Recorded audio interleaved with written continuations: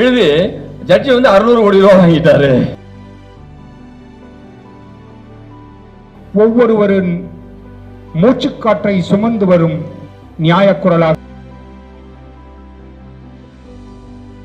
திடீர்னு போலீஸ்காரங்க அவங்களை அரெஸ்ட் பண்ணும்போது மிஸ்ஹேண்டில் பண்ணிட்டாங்க.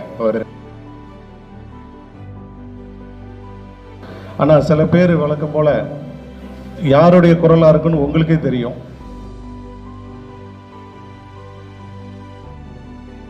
இன்னைக்கு ஒவ்வொரு நபரும் தனி நபர்களும் கூட இன்னைக்கு பத்திரிகையாளர்களாக மாறுவதற்கான ஒரு வாய்ப்பை அந்த டிஜிட்டல் தொழில்நுட்பம் ஏற்படுத்தி கொடுத்து இருக்குது. Subject of all, master of none அப்படின்பாங்க. வால் முனையை விட பேனா முனை சிறந்ததுன்றது காலகாலமா நம்ம படிச்சுட்டு வர ஒரு விஷயம். இன்னைக்கு தம்பி கூப்பிட்ட உடனே எனக்கு வர முடியாது அப்படின்னு சொல்லவே முடியல. 5 எழுத்து பிரஸ் அப்படின்னு கூடிய 5 எழுத்து.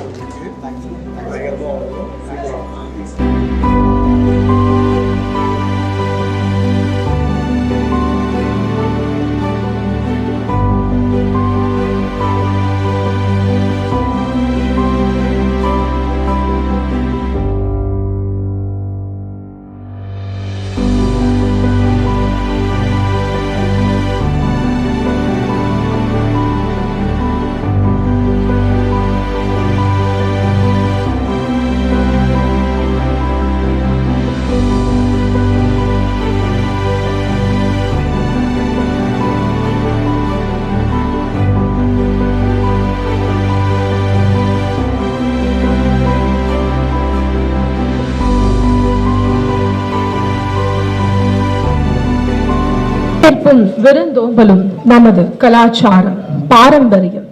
அவ்வகையில் வந்தாரை வரவேற்கும் விதமாக வரவேற்புரையாற்ற திருமதி விஷ்ணுபிரியா அவர்களை மேடைக்கு அழைக்கிறேன்.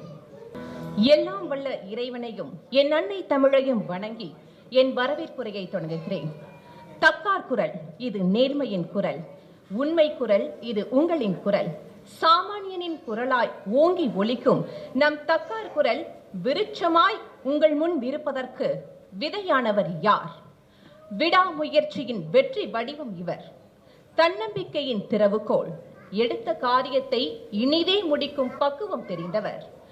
ஊர் வாழ உதவிடும் உள்ளம் கொண்டவர்.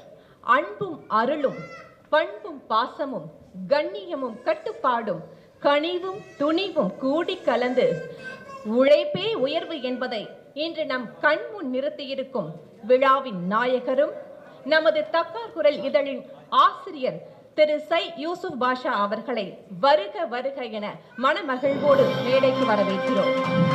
பதவிக்கு பெருமை சேர்க்கும் பாரிஜாதம் இவர். கடமையை உயிராக கொண்ட கற்பக விருட்சம். அன்பு பயிர் வளர்க்கும் நந்தவனம். எளிமையின் உருவம், இனிமையின் வடிவம். இவர் நம் விழாவின் சிறப்பு விருந்தினர் என்று கூறுவதை விட எங்களின் ஒவ்வொரு முயற்சிக்கும் செயலுக்கும் ஊன்றுகோல் போல் உறுதுணையானவர். மேனாள் நீதியரசர் முனைவர் ப. ஜோதிமணி ஐயா அவர்களை வரவேற்பதில் பெருமிதம் கொள்கிறது தக்கார் குரல். ஐயா அவர்களை பணிவன்போடு மேடைக்கு அழைக்கின்றோம். தனிப்பட்ட வாழ்க்கையிலேயே நம்மால் எல்லாவற்றிற்கும் நேரம் ஒதுக்க முடியாமல் இருக்கும் இன்றைய இயந்திர உலகில் பிறருக்காகவும் வாழும் பொதுமக்களின் சேவகன் இவர். ஊழலை எதிர்க்கும் மாவீரன், தனது பணியை செவ்வனே செய்யும் சிறப்பாளரான அண்ணா நிர்வாக பணியாளர் கல்லூரியின் நிர்வாக அலுவலர் துணை ஆட்சியர் டி. முரளி அவர்களை அன்போடு மேடைக்கு வரவேற்கிறோம்.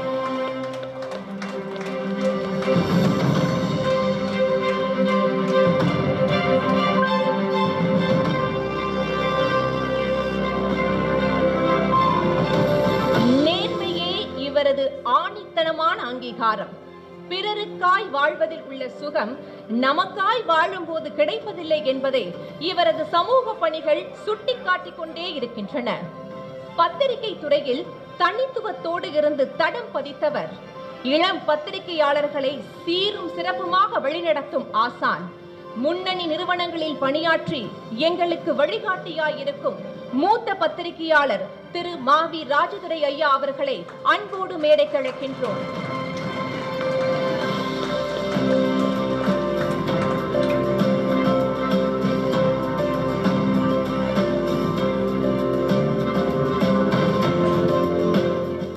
சமூகத்தில் நடைபெறும் அனைத்தையும் மக்களுக்கு கொண்டு போய் சேர்ப்பது பத்திரிகையாளர்களே. அந்த பத்திரிகையாளர்களுக்காக பல நல்ல விஷயங்களை முன்னெடுக்கும் முன்னோடி இவர். நல்ல தேடல் நல்ல விதையாக மாறும் என்பதற்கு எடுத்துக்காட்டாய் விளங்கும் சென்னை பத்திரிகையாளர் மன்றத்தின் தலைவரும் தினகரன் நாளிதழின் தலைமை நிருபருமான திரு மா. சுரேஷ் வேதநாயகம் அவர்களை அன்போடு மேடைக்கு அழைக்கின்றோம்.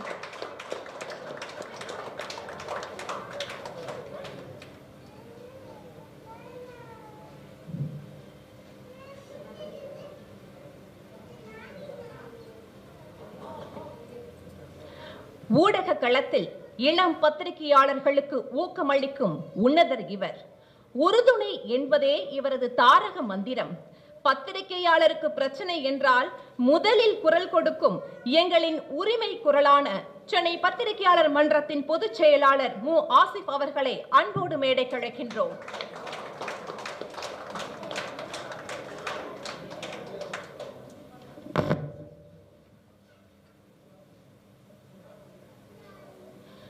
முயற்சி எனும் படியில் நேர்மையாக முன்னேறு, வெற்றி எனும் படி தானே கீழிறங்கும் என்பதை தன் வாழ்வில் உரித்தாக்கி வாழ்பவர். தன்னம்பிக்கையை மட்டும் அடித்தளமாய் கொண்டு தனக்கான பாணியில் முன்னேறியவர். உழைப்பு உயர்வு தரும் என்பதை உண்மையாக்கி வீற்றிருக்கும் வணக்கம் இந்தியா நாளிதழின் ஆசிரியர் சா. சஞ்சய் காந்தி அவர்களை அன்போடு மேடைக்கு வரவேற்கின்றோம்.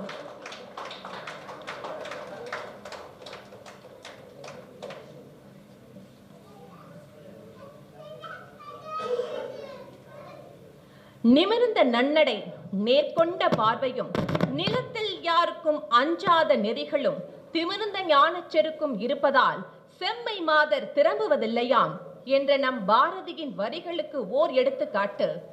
சமூகத்தில் இருக்கும் பல தடை கற்களை எல்லாம் படிக்கற்களாக மாற்றி பத்திரிகை துறையில் பெண் பத்திரிகையாளர்களுக்கு முன்னோடியாக விளங்கும் நியூஸ் தமிழ் தொலைக்காட்சியின் பணி ஒதுக்கீட்டு பிரிவின் துறை தலைவர் திருமதி எஸ். பாண்டியம்மாள் அவர்களை பெருமிதத்தோடு மேடைக்கு வரவேற்கிறோம்.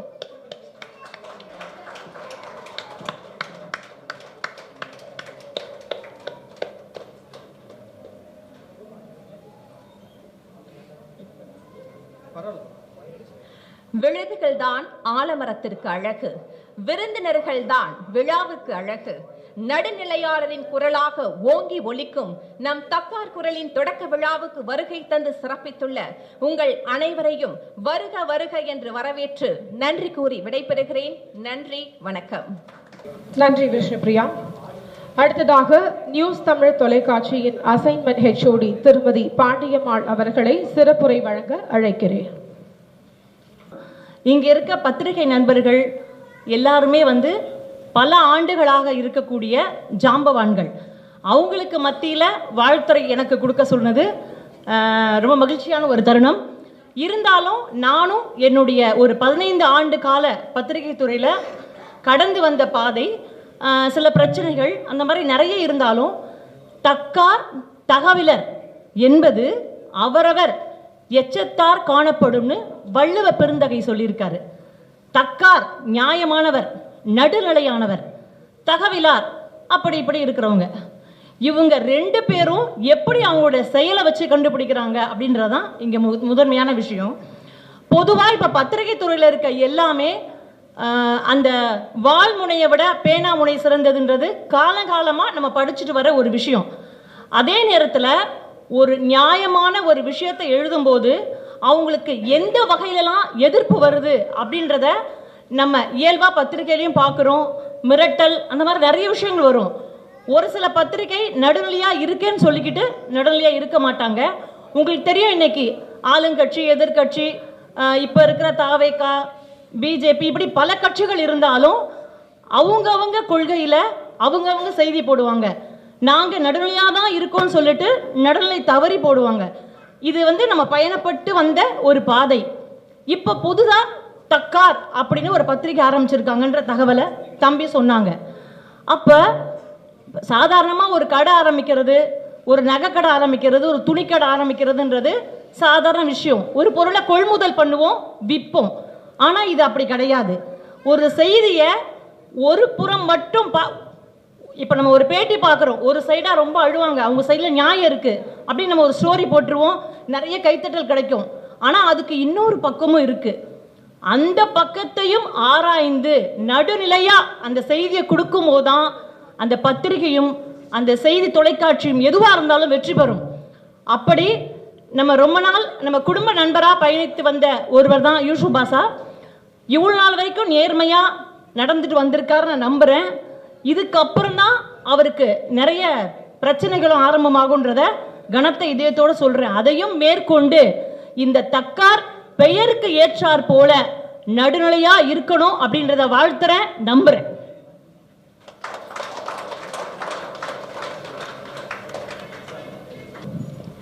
அடுத்ததாக விழாவின் சிறப்பு விருந்தினர் திரு சஞ்சய் காந்தி அவர்களை பேச அழைக்கிறேன்.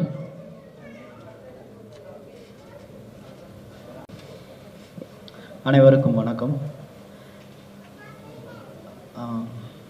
Subject of all, master of none அப்படின்பாங்க. யார? பத்திரிக்கையாளர். ஏன் அப்படி சொல்கிறாங்க அப்படின்னா, அவங்களுக்கு எல்லா விஷயமே தெரியும். எல்லாத்த பற்றி பேசினாலும் ஒரு அரை மணி நேரம் பேசுவாங்க. எதை பற்றி கேட்டாலும் அது சம்மந்தமாக இன்னும் கொஞ்சம் விஷயங்கள் சொல்லுவாங்க. எந்த மாதிரியான விஷயங்களையும் அவங்க ஒரு அதோடைய டாப் முதல்லேருந்து எண்டு வரைக்கும் பேசிக்கிட்டே இருப்பாங்க. இவங்க தான் பத்திரிக்கையாளர். இவங்க தான் என்ன பண்ணுவாங்க அப்படின்னா, எவ்வளோ பெரிய ஆளாக இருந்தாலும் ஈஸியாக அவங்கள டீல் பண்ணுவாங்க. அவங்களுக்கான விஷயங்களை அவங்ககிட்ட இருந்து நிறைய விஷயங்களை கொண்டு வருவாங்க. அவங்களுக்கே அது தெரியாது, மறந்துருப்பாங்க. ஆனால் அவங்ககிட்ட இருந்து நிறைய விஷயங்களை அவங்க கொண்டு வருவாங்க. இவங்க தான் பத்திரிக்கையாளர். நீங்கள் நிறைய பேரை பார்த்துருப்பீங்க. நான் சொன்ன உதாரணத்துலேருந்து உங்களுக்கு பல பேர் ஞாபகத்துக்கு வரலாம். அது மாதிரி தான் ஒருத்தவங்களுமே ஒரு திறமையை வளர்த்துக்கிட்டே இருப்பாங்க. மாஸ்டர் ஆஃப் நன் ஏன் அப்படின்னு ஏன் சொன்னேன் அப்படின்னா, அவங்க எந்த விஷயத்தையும் இன்னும் கொஞ்சம் டீப்பாக தெரிஞ்சுக்கிறணும் அப்படின்றத தெரிஞ்சுக்காம தான் இருப்பாங்க. ஆனால் அதில் முனைவராக இருக்கிறவங்களையோ, அதில் பட்டம் பெற்றவங்களையோ, பாண்டித்யம் பெற்றவங்களையோ நேரடியாக அணுகி இந்த எல்லா விஷயத்தையுமே கொண்டு எல்லாரோடைய மனைவிதத்தையும் அவன் ஏற்றிடுவாங்க. நான் முதல் முறையாக பேசுகிறேன், கொஞ்சம் சாரி. அதை மாதிரி ஏற்றிடுவாங்க. அவங்களுடைய மனதில் இந்த மாதிரி விஷயங்களை கொண்டு வர்றது தான் பத்திரிக்கையாளரோட வேலை. அந்த மாதிரி வேலையை தான் நாங்கள் செஞ்சுக்கிட்டு இருக்கோம். அந்த மாதிரி இந்த மாதிரி ஒரு இணைஞ்சவங்க தான் நம்ம எல்லா பேரும் நான் நினைக்கிறேன். 2016 வருஷம் வணக்கம் இந்தியா பத்திரிக்கை ஆரம்பிக்கிறோம். அப்போ தான் யூசுஃபை முதலாக நான் பார்க்குறேன். யூசுஃப் நானும் இயல்பாக பேசிக்கிட்டு வச்சுக்கிட்டு இருக்கும்போது அவருக்கும் நிறையா தொடர்பு என்கிட்ட அப்போதைக்கு இல்லை. அவர் இங்கே ஃபுல்லாக கலெக்டரேட் பார்த்துக்கிடுவார். மற்ற விஷயங்கள் எங்களுக்கு சார்பான எல்லா விஷயங்களுமே சென்னையில் இருந்துக்கிட்டே எல்லா வேலையும் அவர் செய்வார். மதுரையில் ஜல்லிக்கட்டு இந்த மாதிரி நிகழ்ச்சிகளுக்கும் நல்லா இது பண்ணி கொடுப்பாரு. இந்த மாதிரி தொடர்ச்சியாக பண்ணிக்கிட்டே தான் இருந்தோம். ஆனாலும் அவருக்கும் எனக்கும் அந்த அளவுக்கு தொடர்பு இல்லை. அவரும் நானும் ரொம்ப டீப்பஸ்ட்டாக ஆனது இந்த ஒரு வருஷத்தில் தான். ரொம்ப ரொம்ப டீப் ஆகிட்டோம். ஏன் அப்படின்னா, இந்த வணக்கம் இந்தியா பத்திரிகையை என்னுடைய தலைமையிலேருந்து நான் எடுத்து நடத்துறதுனால அவர் தான் எனக்கு எல்லாமே ஆரம்பத்தில் எல்லாமே செஞ்சு கொடுத்தாரு. இந்த மாதிரி பண்ணி கொடுத்துருக்காரு. திரும்பவும் அதை ஆர்கனைஸ் பண்ணி இதை ஒரு அங்கீகாரமான பத்திரிகையாகவும் மாற்றி கொடுத்துருக்காரு. அவருக்கு வந்துட்டு என்னுடைய நன்றி. இப்படியான ஒருவராக தான் யூசுப் வரணும் அப்படின்னு சொல்கிறது தான் என்னுடைய ஆழ்ந்த மனசுலேருந்து நான் சொல்கிறேன். இவர் வந்து எல்லா விஷயங்களையும் தெரிஞ்சுக்கிறணும். புதுசாக ஒரு பெரிய ஒரு சுமையை தூக்கி தலையில் வச்சுருக்காரு. அது அவர் தான் தாங்கணும். நாங்கள் பின்னாடி இருந்து கையை காலை பிடிச்சி அமைக்க வேணால் விடுவோம் அதை வந்து. ஆனால் அதோடைய வெயிட்டை வந்து தாங்கக்கூடிய சக்தி அவருக்கு தான் இருக்கணும். அதை வளர்த்துக்கிறணும். அதே மாதிரி ஒரு பெரிய ஆளாக வரணும். அதுக்கு நாங்கள்லாம் துணை இருப்போம். அதற்கான தாங்குகிற சக்தியை நான் இறைமொழிப்பாளர் அவருக்கு இளையவல்ல இறைவனும் கொடுக்கட்டும்னு சொல்லி நான் உங்களை எல்லாத்தையும் கேட்டுக்கிறேன். நன்றி, வணக்கம். சாமானிய ஒரு மனிதரால் தக்கார் குரல் மாத இதழ் உருவாக்கப்பட்டது எப்படி என்பதை ஒரு காணொளி மூலமாக காணலாம். கடந்து வந்த பாதை.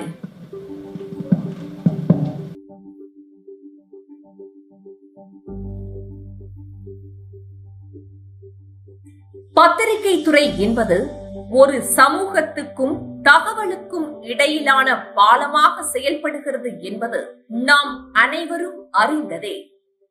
ஆனால் இந்த இதழின் ஆசிரியர் திரு யூசுப் பாஷா அவர்கள் இந்த துறை நலிந்த மக்களின் குரலாகவும் நெய்ய புடைக்கவும் நால்வருக்கு நம்மால் இயன்ற உதவியை செய்வதற்கு வழிவகுக்கும் வகையில் இதனை பயன்படுத்த விரும்பினார். அதன் தொடக்கமே தமிழன் டிவி, இமயம் டிவி, பாலிமர் தொலைக்காட்சி, வணக்கம் இந்தியா நாளிதழ் என பல முன்னணி செய்தி நிறுவனங்களில் பணியாற்றி சாமானிய மக்களின் குறைகளை படமிட்டு ஊரறிய செய்தார். இதோடு இல்லாமல் இயற்கை பேரிடரான புயல் வெள்ள காலங்களில் பத்திரிகையாளனாக நின்று செய்தி சேகரித்தது மட்டுமல்லாமல் அன்றாட தேவையின்றி தவித்த மக்களுக்கு உணவு, உடை உள்ளிட்ட தேவைகளை தன் குழுவோடு இணைந்து அளித்தார். தனி மனிதனாக இருந்து உதவுவதை காட்டிலும் பத்திரிகை துறையில் இருந்து இன்னும் ஆழமாக மக்களுக்கு சேவை செய்ய முடியும் என்பதை அறிந்து கொண்ட பின் கொரோனா ஊரடங்கு காலத்தில் ஒவ்வொருவரும் வெளியே காலடி எடுத்து வைக்க அஞ்சிய நேரத்தில் ஒரு பத்திரிகையாளனாக வலம் வந்து நோயால் அவதிப்பட்டவர்களுக்கு பெரும் உறுதுணையாக நின்றார்.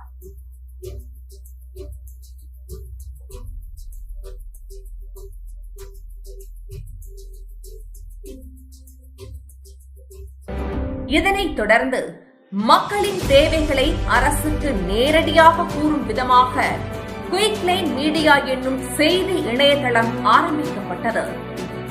இன்னும் ஆழமாக மக்களின் மனதில் நிலைத்து நிற்க, அவர்களின் கேள்விகளை கேட்க, குமுறல்களை கொட்ட, வேண்டியதை நாட, ஆணித்தரமாக சூளுரைக்க, அவர்களின் குரலாக ஒலிக்க தொடங்குகிறோம் ஒரு புதிய அத்தியாயத்தை. தக்கார் குரல் எனும் இந்த இதழ் வழியாக சமூக அவலங்களை வெளிக்கொணர்வோம், அதற்கு தக்க தீர்வு காண்போம்.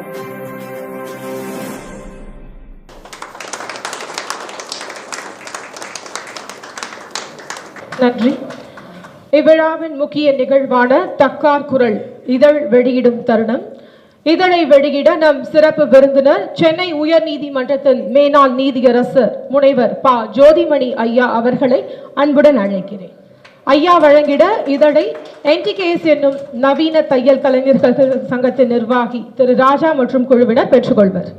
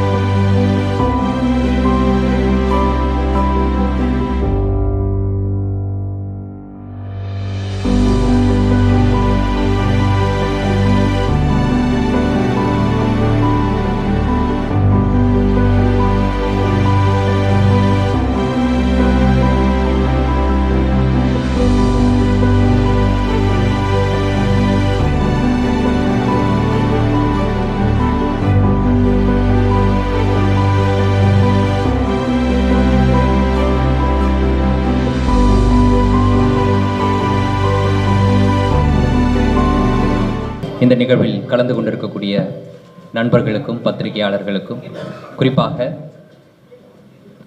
என்னுடைய அந்த பத்திரிகையாளர் அனுபவத்தில் நான் ஒரு இளம் பத்திரிகையாளராக பார்த்து இன்று ஒரு பத்திரிகை நிறுவனத்தினுடைய அதிபராக வளர்ந்திருக்கக்கூடிய தம்பி யூசுப் அவர்களை பார்க்கும் பொழுது உண்மையிலே ரொம்ப மகிழ்ச்சியாக இருக்குது.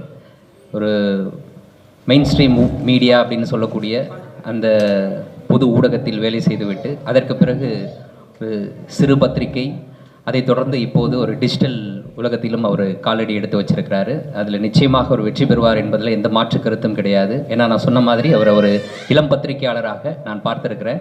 அவ்வளவு துடிப்போடு அவர் இந்த பத்திரிகை துறையை அவ்வளவு நேசிப்போடு அதை பார்க்கக்கூடிய ஒரு நபராக இருக்கிறார் என்ற அடிப்படையில் நிச்சயமாக இந்த தக்கார் குரல் எப்படியாக வெளிவர இருக்கிறது அப்படின்றத என்னால் முன்கூட்டியே புரிந்து கொள்ள முடியுது. தற்போது இருக்கக்கூடிய சமூக சூழலை பொறுத்த வரைக்கும் இன்னைக்கு பத்திரிகை துறையை டிஜிட்டல் தொழில்நுட்பம் அப்படின்றது ஜனநாயகப்படுத்தி இருக்கு.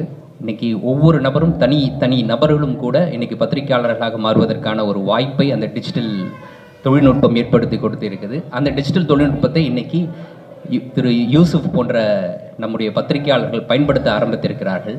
அந்த பயன்பாடு அப்படின்றது இன்னைக்கு பத்திரிகை துறையை இன்னும் மேலதிகமாக ஜனநாயகப்படுத்தி இருக்கு. நம்ம சோக்கால் இந்த மெயின் ஸ்ட்ரீம் ஊடகங்கள் இது போன்ற சிறிய டிஜிட்டல் ஊடகங்களை பின்பற்ற வேண்டிய ஒரு நிலைக்கு இன்னைக்கு இவர்களுடைய இந்த செயல்பாடு, இந்த சிறு நிறுவனங்களினுடைய செயல்பாடு அப்படியாக அவர்களை மாற்றி இருக்குதுன்னு கூட சொல்லலாம். ஸோ அந்த வகையில் ஒரு மிக முக்கியமான மீடியத்தில் இன்னைக்கு காலடி எடுத்து வச்சிருக்கிறார் யூசுப். சரியான தருணத்திலையும் காலடி எடுத்து வச்சிருக்கிறாருன்னு நினைக்கிறேன்.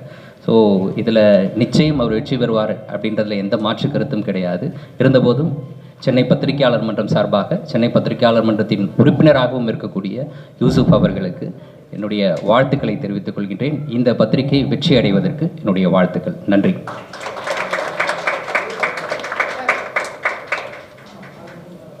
நன்றி அண்ணா, மிக நன்றி.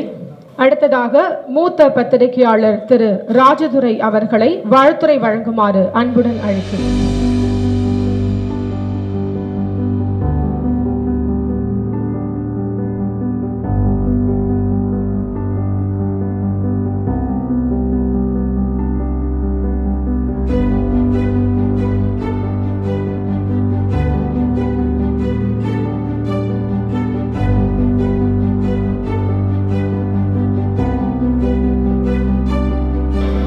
யூசுப் அவர்களுக்கும் அவருடைய அன்புக்கு கட்டுப்பட்டு இங்கு அமைந்திருக்கிற நீதியரசர் ஜோதிமணி ஐயா அவர்களுக்கும் முரளி சார் அவர்களுக்கும் என்னுடைய அன்பு நண்பர்கள் சுரேஷ், ஆசிஃப், அன்பு தங்கை பாண்டியம்மாள் அவர்களுக்கும் வருங்கால நட்சத்திரங்கள் சக்தி, விஷ்ணுபிரியா மற்றும் எங்கள் திரளாக கூடியிருக்கும் அன்பு உள்ளங்கள் அனைவருக்கும் இனிய மாலை வணக்கம். தம்பி யூசுப் பற்றி விஷ்ணுபிரியா விரிவாக பேசிட்டாங்க. அவர் எத்தகைய திறமை நீ, ஏன்னா 20 ஆண்டுகளாக அவரை பற்றி தெரியும் எனக்கு. ஒரு 18 வருஷம் இருக்கும். நானும் அவரும் செய்தி சேகரிக்க நுங்கம்பாக்கம் டிபி ஆஃபீஸ் இதில் ஒரு செய்தி சேகரிக்கும் ஒரு போராடினவங்க ஒரு ஏழ்மையான நிலையில் இருக்கிறவங்க, பெண்கள் அதிகம் இருந்தாங்க. திடீர்னு போலீஸ்காரங்க அவங்கள அரெஸ்ட் பண்ணும்போது மிஸ்ஹேண்டில் பண்ணிட்டாங்க. ஒரு 2-3 லேடிஸை சண்டைக்கு போயிட்டார். அவர் ஒரு பத்திரிகையாளர், நான் தடுத்தேன், தம்பி நம்ம செய்தி சேகரிக்க வந்திருக்கோம், நீங்கள் இதில் தலையிடாதுங்கன்னு. அவரால் பொறுக்க முடியல. அந்த போர்க்குணம் தான் எனக்கு பிடிக்கும் அவர்கிட்ட. அந்த போர்க்குணத்தை அவர் எப்பவும் எரிமலை போற உள்ளத்தில் வச்சுருக்காரு. அதை விட மேலே அவருடைய அன்பு எனக்கு ரொம்ப பிடிக்கும்.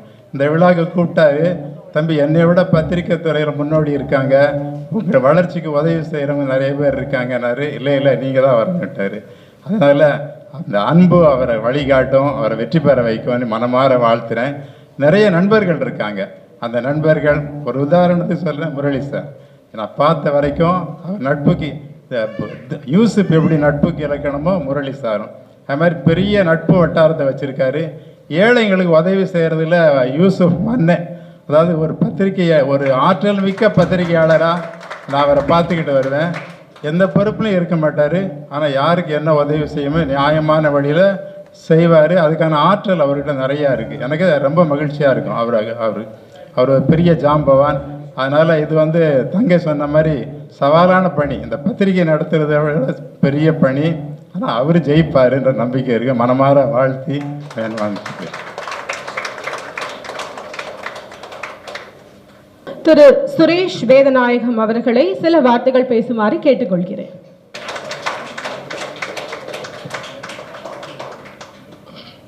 அனைவருக்கும் வணக்கம்.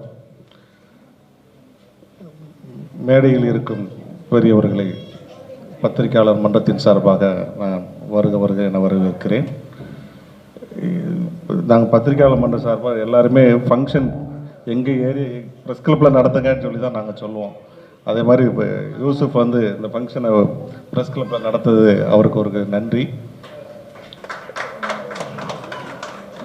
அவர் எனக்கு இந்த ப்ரெஸ் கிளப் எலெக்ஷனுக்கு அப்புறம் தான் நெருக்கமான ஒரு சகோதரராக எனக்கு பழகிட்டு வராரு.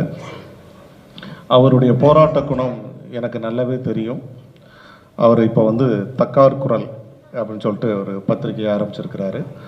அது மென்மேலும் வளர என்னுடைய வாழ்த்துக்கள். இப்போ வந்து பிரிண்டிங்கை பொறுத்தளவில் ஒரு சன்செட் இண்டஸ்ட்ரி அப்படின்னு சொல்லிட்டு தான் நம்ம எல்லாரும் பேசுவோம். அப்படி தான் இருக்குது சூழ்நிலை. டிவி ஆரம்பித்த உடனே பிரிண்டிங்க்கு ஒரு பெரிய நெருக்குதல் வந்திருக்கு அப்படின்னு சொல்லி சொன்னாங்க. அப்படியும் அதையும் மீறி வந்து பேப்பர் எந்த இடத்துலையும் வந்து சர்க்குலேஷன் குறையலை, சர்க்குலேஷன் நல்லா தான் இருந்தது. இப்போ இந்த டிஜிட்டல் மீடியான்ற மாதிரி இப்போ எல்லாருமே பத்திரிகையாளர்களாக மாறினதுக்கப்புறம் கொஞ்சம் பிரிண்டிங்கை பொறுத்தளவில் கொஞ்சம் சர்க்குலேஷன் வந்து பெரிய அளவில் வரவேற்பு இருக்குது. அதே நேரத்தில் விற்பனை வந்து பெரிய அளவில் இல்லை, விற்பனை நிறைய பாதிப்புகள் இருக்குது. அதனால தான் இதை வந்து சன்செட் இண்டஸ்ட்ரின்னு சொல்கிறாங்க. அந்த நேரத்தில் வந்து நம்ம தக்கார் குரலை வந்து சகோதரர் ஆரம்பிச்சிருக்காரு. இது ஒன்றும் பயமுறுத்துறதுக்காக இல்லை. இது என்னென்னா, இது போன்ற பத்திரிகைகளை வந்து அரசு பாதுகாக்கணும். இது போன்ற பத்திரிகைகள் வளர்ந்தால் தான் வந்து ஒரு நியாயமான நடுநிலையான தகவல்கள் வெளியில் வந்து சேரும். இப்போ அரசு வந்து ஒரு கமிட்டி ஒன்று போட்டிருக்கிறாங்க. அந்த கமிட்டியில் வந்து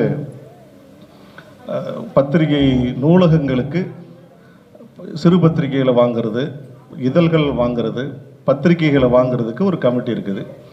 அந்த கமிட்டி வந்து அரசு வந்து ஒரு நல்ல நோக்கத்துக்காக தான் நியமிச்சிருக்கிறாங்க. அந்த நோக்கத்துக்களை வச்சு அவங்க செலக்ட் பண்ணுறாங்க, அந்த கமிட்டி உட்காந்து பண்ணுது. ஆனால் இது போன்ற சிறு பத்திரிகைகளுக்கு அந்த குழு வந்து முன்னுரிமை கொடுத்து எல்லா நூலகங்களுக்கும் இந்த மாதிரி பத்திரிகைகளை வாங்கணும்னு சொல்லி அரசுக்கும் நான் வேண்டுகோள் விடுக்கிறேன், அந்த குழுவுக்கும் வேண்டுகோள் விடுக்கிறேன். அப்படின்னா தான் இந்த சிறு பத்திரிகைகள் மென்மேலும் வளர முடியும். இப்போ சிறு பத்திரிகைகளுக்கும் நெருக்கடியான காலகட்டங்கள். இதை ஒரு நடுநிலையாக நம்ம செயல்பட்டால் கண்டிப்பாக வளர்க்க முடியும். அதுக்கு பத்திரிகையாளர் மன்றத்தின் சார்பாக நாங்களும் துணை நிற்க தயாராக இருக்கோம். இந்த நடுநிலை என்பது வந்து ரொம்ப நேரம் பேச வேணான்னு பார்த்தேன். நடுநிலை என்பது வந்து ஒரு எழுத்து பேசினா தான் நடுநிலைமை அப்படின்ற ஒரு சூழ்நிலை மாறிட்டு வருது.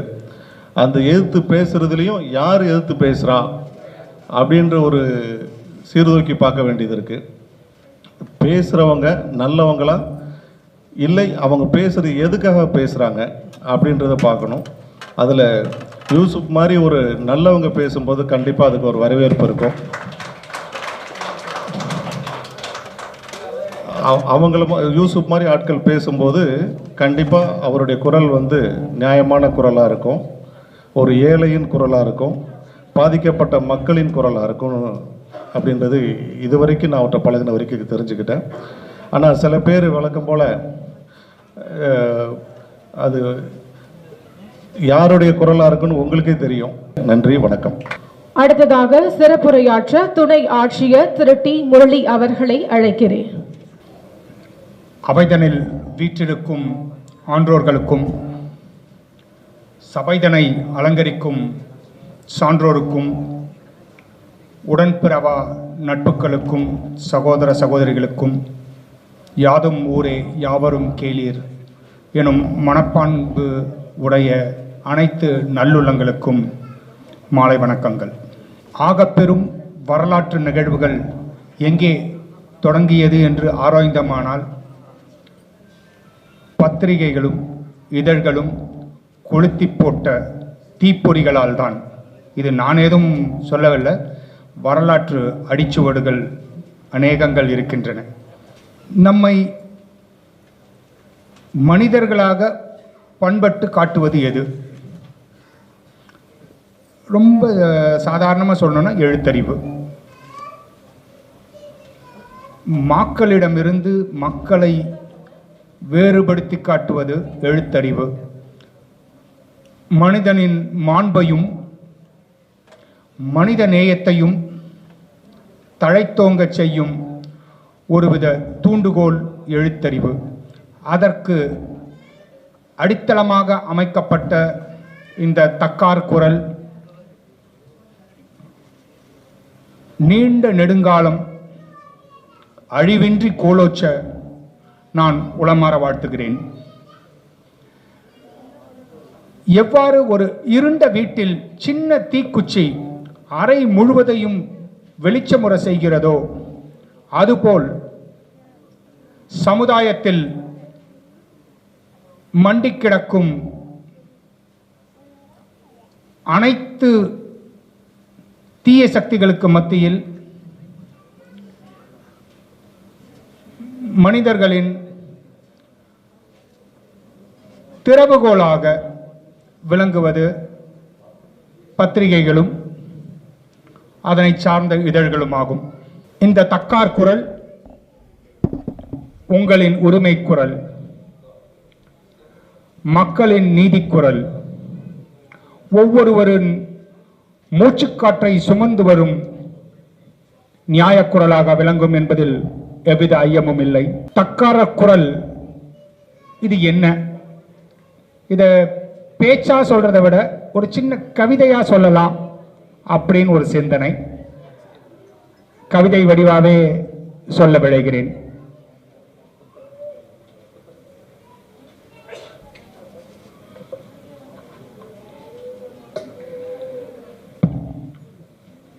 ஓரிரு மணித்துளிகள்.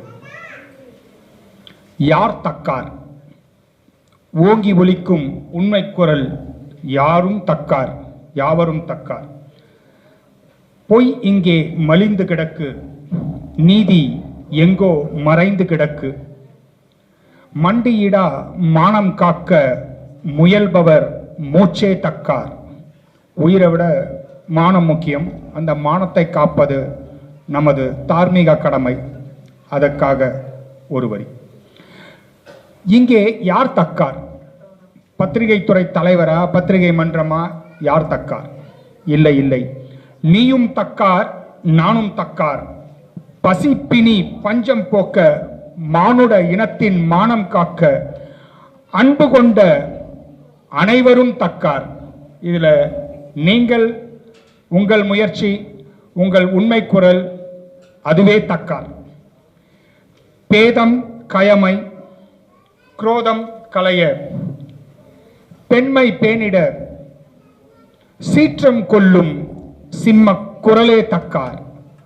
ஏதோ மற்ற பத்திரிகைகள் மாதிரி இல்லாம நியாயமா நடக்கணும், நீதிக்கு தலைவணங்கி நெஞ்சுக்கு நீதி சொல்லக்கூடிய அனைத்து எழுத்துவடி வெளிச்சங்கள் யாவும் தக்கார்.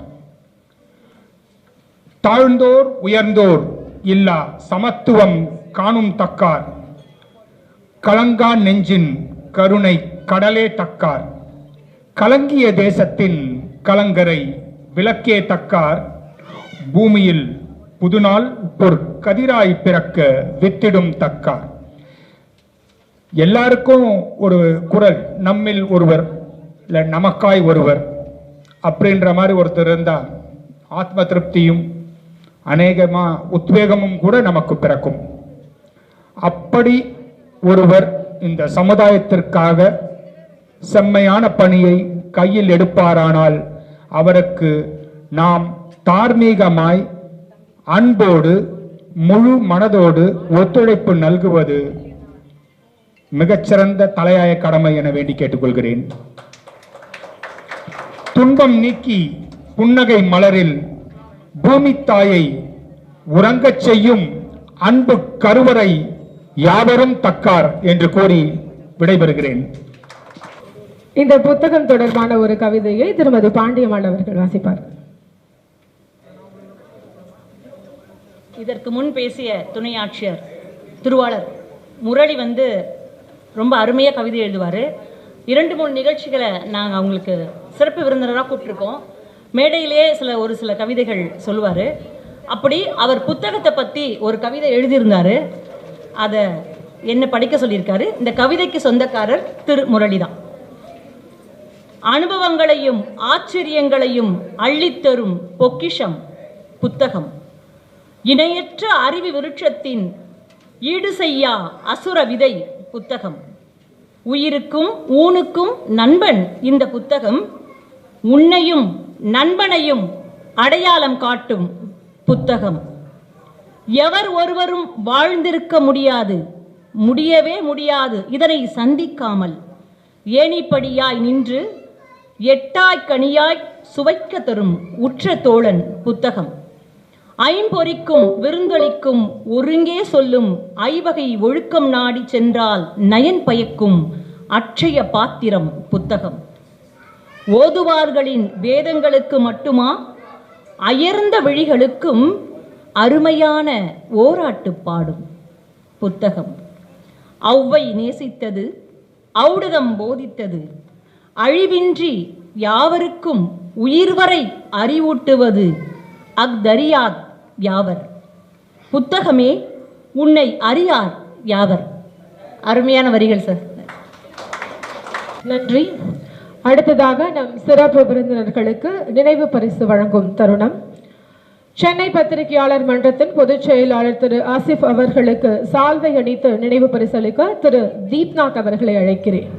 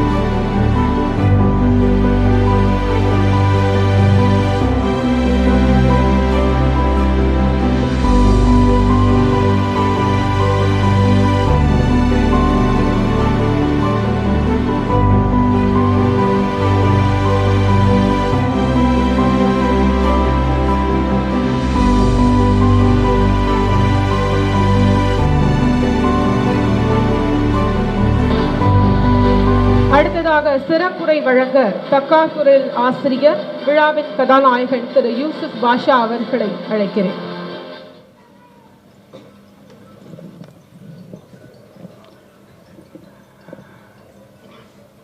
வருகை தந்திருக்கக்கூடிய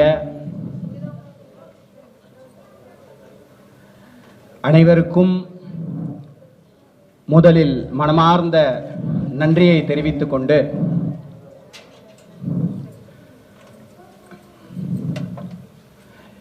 எங்களுடைய அனைத்து பணிகளிலும் பொது சேவைகளிலும் எங்களோடு உறுதுணையாக இருந்து எங்களுக்கு தோளுக்கு தோளாக நின்று எங்களை வழிநடத்தக்கூடிய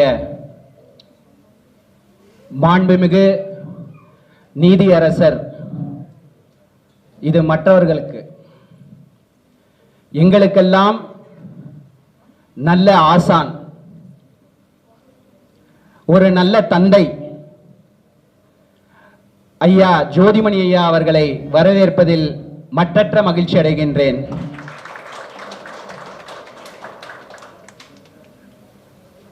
எல்லாரும் சொல்லுவாங்க, யூசுப், நீ வந்து நிறைய சம்பாரிச்சிட்ட, இதெல்லாம் எப்படி செலவு பண்ண போறேன்னு தெரியல அப்படின்னு சொல்லுவாங்க. உண்மைதான், நான் நிறைய சம்பாரிச்சேன். அதுல ஒரு கட்டுதான் இங்கு வந்திருக்கக்கூடிய துணை ஆட்சியரும் அன்புக்குரிய எல்லாருக்கும் வந்து அவர் துணை ஆட்சியர். எங்க குடும்பத்துல மிகப்பெரிய அண்ணன் முரளி அண்ணன் அவர்களை இந்த மேடைக்கு வந்திருப்பதும் இந்த நிகழ்ச்சியில் கலந்திருப்பதும் வருக வருக என வரவேற்கின்றேன். அடுத்ததாக மிக குறுகிய காலம், பழகியது வந்து மிக குறுகிய காலம். இதே சென்னை பத்திரிகையாளர் மன்றத்தில் 25 ஆண்டுகளாக தேர்தல் நடைபெறாமல் இருக்கும் பொழுது அதற்கு ஓங்கி குரல் கொடுத்த, அதை நடத்துவதற்கான அனைத்து பணிகளிலும் செவ்வனே செய்வதற்கு உறுதுணையாக இருந்து அனைவரினுடைய மனதிலும் நீங்காத இடம் பிடித்த, இளம் பத்திரிகையாளர்களுக்கான ஊக்கமாக இருந்த என்னுடைய அருமை அண்ணன் ஆசிஃப் அண்ணன் இந்த மேடையில் அமர்ந்திருப்பது எனக்கு மிகவும் பெருமையாக இருக்கின்றது. அடுத்ததாக இவரும் ரொம்ப ரொம்ப ரொம்ப குறுகிய காலம். ஆசிஃப் அண்ணனாவது எனக்கு தெரிஞ்ச ஒரு 15 வருஷத்துக்கு முன்னாடி இருந்து அண்ணனை பார்க்குறேன். எங்களது நல்லது கெட்டதில் எல்லாத்துலேயுமே உரிமையோட சத்தமாக கூப்பிட்டு நிறைய விஷயங்கள் எங்கள் சொல்லியிருக்காரு. ஆனால் சென்னை பத்திரிகையாளர் மன்றத்தினுடைய தலைவராக பொறுப்பேற்ற பிறகுதான் நான் சுரேஷ் சாரை வந்து சுரேஷ் சார்னு கேள்விப்பட்டிருக்கேன். ஏன்னா கிரைம் பீட்டில் கிங்கு கேள்விப்பட்டிருக்கேன், ஆனால் பெருசாக பேசினது கிடையாது. ஆனால் தேர்தலில் வெற்றி பெற்ற பிறகு, சென்னை பத்திரிகையாளர் மன்றத்தினுடைய தலைவராக தேர்தலில் வெற்றி பெற்ற பிறகு மிக சிறந்த முறையில் சாமானிய ஒரு பத்திரிகையாளர்களுக்கு தான் இன்று பாதுகாப்பு தேவை. சாமானிய பத்திரிகையாளருக்கு மட்டும்தான் பாதுகாப்பு தேவை. அந்த பாதுகாப்பை உறுதி செய்யும் வகையில் இன்று சென்னை பத்திரிகையாளர் மன்றத்தினுடைய தலைவராக பொறுப்பேற்ற பிறகு பத்திரிகையாளர் அதிகமான ஆசைப்படுறதே ஒரே ஒரு விஷயம்தான். அதுவும் சாமானிய பத்திரிகையாளர் நான் சொல்றது யார் அப்படின்னா, கொஞ்ச நேரத்துக்கு முன்னாடி சொன்னாங்கல்ல, அதுதான் முன்னணி நிறுவனங்களுடைய பத்திரிகைகள் எல்லாம் கூப்பிட்டா போன் எடுத்துருவாங்க அப்படின்றது இயல்பு. யாருன்னே தெரியாது, அவன் ஒரு கஷ்டத்தில் இருக்கான். அப்போ கூப்பிட்டா உடனே கூப்பிட்டு, என்ன தம்பி சொல்லுங்க, என்ன விஷயம் சார், இந்த மாதிரி அதற்கு ஒரு பொறுமையான ஒரு விளக்கத்தை கொடுத்து புரிய வைத்து அதை வழிநடத்தக்கூடிய சென்னை பத்திரிகையாளர் மன்றத்தினுடைய தலைவர் அண்ணன் சுரேஷ் வேதநாயகன் அவர்களை இந்த மேடையில் அமர்ந்திருப்பது எங்களுக்கெல்லாம் பெருமையாக உள்ளது. ஏன்னா இது ஆரம்பிச்சதுலேருந்து எல்லாரையும் அண்ணன் தம்பி தங்கச்சி அப்படின்னு பேசுறாங்களே அண்ணா, இது எங்களுடைய உறவுக்கான ஒரு களமாக தான் நான் பார்க்கின்றேன். ஏன் என்று சொன்னால், இந்த பத்திரிகை துறையிலே 5 எழுத்து பிரஸ் அப்படின்னு கூடிய 5 எழுத்து, நம் விரலில் 5 எழுத்து இருக்கின்றது. எதுவும் ஒன்றாக இல்லை. எப்படி வந்து மாறி மாறி வந்து ஏற்ற இறக்கமாக இருக்கின்றதோ அந்த மாதிரி ஏற்றம் இறக்கமாக இருக்கக்கூடிய மிகப்பெரிய சவாலான ஒரு தொழில்தான் பத்திரிகை தொழில். அதனால்தான் ஜனநாயகத்தினுடைய தூண், 4வது தூண் பத்திரிகையாளர்கள் என்று சொன்னார்கள். அது வாய் வார்த்தையாக இல்லாமல் நிரூபித்து கொண்டு இருக்க வேண்டும் என்று சொன்னால், இங்கு எல்லாம் குடும்பமாக இருந்தால் மட்டும்தான் செய்ய முடியும் என்பதற்காகத்தான் இவர்கள் எல்லாம் நான் அப்படி கூறுகின்றேன். அதே போன்று மிக அழகாக சிறு பத்திரிகையாளர்களாக இருந்தாலும் சரி, மூத்த பத்திரிகையாளர்களாக இருந்தாலும் சரி, ஒரு வார்த்தைக்கு கட்டுப்படுவார்கள் என்று சொன்னால் அது மூத்த பத்திரிகையாளர்கள். ராஜதுரை அண்ணன் சொன்னால் மாளவே மாளாது, சொன்னால் அமர்ந்து விடுவார்கள். தம்பி நான் இருக்கேன், நீ உட்காரு. அதை சொல்லக்கூடிய பக்குவம் மிக அருமையாக சொல்வார். உண்மையில் அவர் சொன்னது டைஃபியோடைய அது கூட்டம் நல்லா நினைவு இருக்கு எனக்கு. டிபிஐல டைஃபியோடைய ஒரு போராட்டம் அந்த போராட்டத்திலே மிக கடுமையான ஒரு லட்டி சார்ஜ் நடக்குது. லட்டி சார்ஜ் நடக்கும் பொழுது ஒரு பெண்ணினுடைய ஒரு தவறான இடத்தில் ஒரு போலீஸ் வந்து கையை விடுறாரு. அதை பார்த்துட்டு அவங்களால அதை சகிக்க முடியல, தட்டி விடுறாங்க கையை, அப்படியே பிடிச்சி தூக்குறாரு. அப்போ ஓங்கி குரல் கொடுத்தோம், சாலை மறியல் பண்ணோம், காவல்துறை உயர் அதிகாரிகள்லாம் வந்தாங்க, ஏஞ்சிக்க முடியாதுன்ட்டோம். ஒரு கட்டத்துக்கு மேல எங்களை எழுப்புன ஒரே ஒரு ஜாம்பவான்னா எங்களுடைய, அதான் நான் சொன்னேன், எல்லாருமே என்னோட வயசுல பெரியவங்க, தந்தை என்று சொல்லலாம், ஐயா ராஜதுரை ஐயா இங்க இருப்பது எங்களுக்கு மிகப்பெரிய பெருமை வாய்ந்த ஒரு விஷயம். அடுத்து எல்லாருக்கும் வந்து இங்க உட்காந்துருக்கவங்க வந்து ஒரு நியூஸ் தமிழுடைய ஹெச்ஓடியா தெரியும். ஆனா எங்களுக்கெல்லாம் நாங்க அம்மான்னு கூப்பிடுற இடத்துல வச்சிருக்கோம். இப்போ நாங்க அம்மான்னு தான் கூப்பிட்டுட்டு இருக்கோம். ஏன்னா என் தங்கச்சிங்கெல்லாம் தான் எம்சி பண்ணாங்க, இன்னைக்கு எல்லா விஷயமும் பண்ணிட்டு இருக்காங்க. ஆனா அதை பெத்தெடுத்து கொடுத்த ஒரு களம் தாய் அவங்க. இன்னைக்கு நாங்க நிறைய விஷயங்கள் கௌரவத்தோட பண்றோம் அப்படின்னா அவங்களுடைய குரல் வளம், அந்த குரல் வளத்தை கொடுத்த தாய் தான் இங்க உட்காந்துருக்காங்க. அவங்களுக்கும் மனமார்ந்த நன்றி. இப்போதான் சப்ஜெக்ட்குள்ளே வரேன். இவ்வளோ நேரம் வந்து இவங்க எல்லாரும் எங்களுடைய குடும்பம்ன்றதை தான் உங்ககிட்ட சொல்ல வந்தேன்.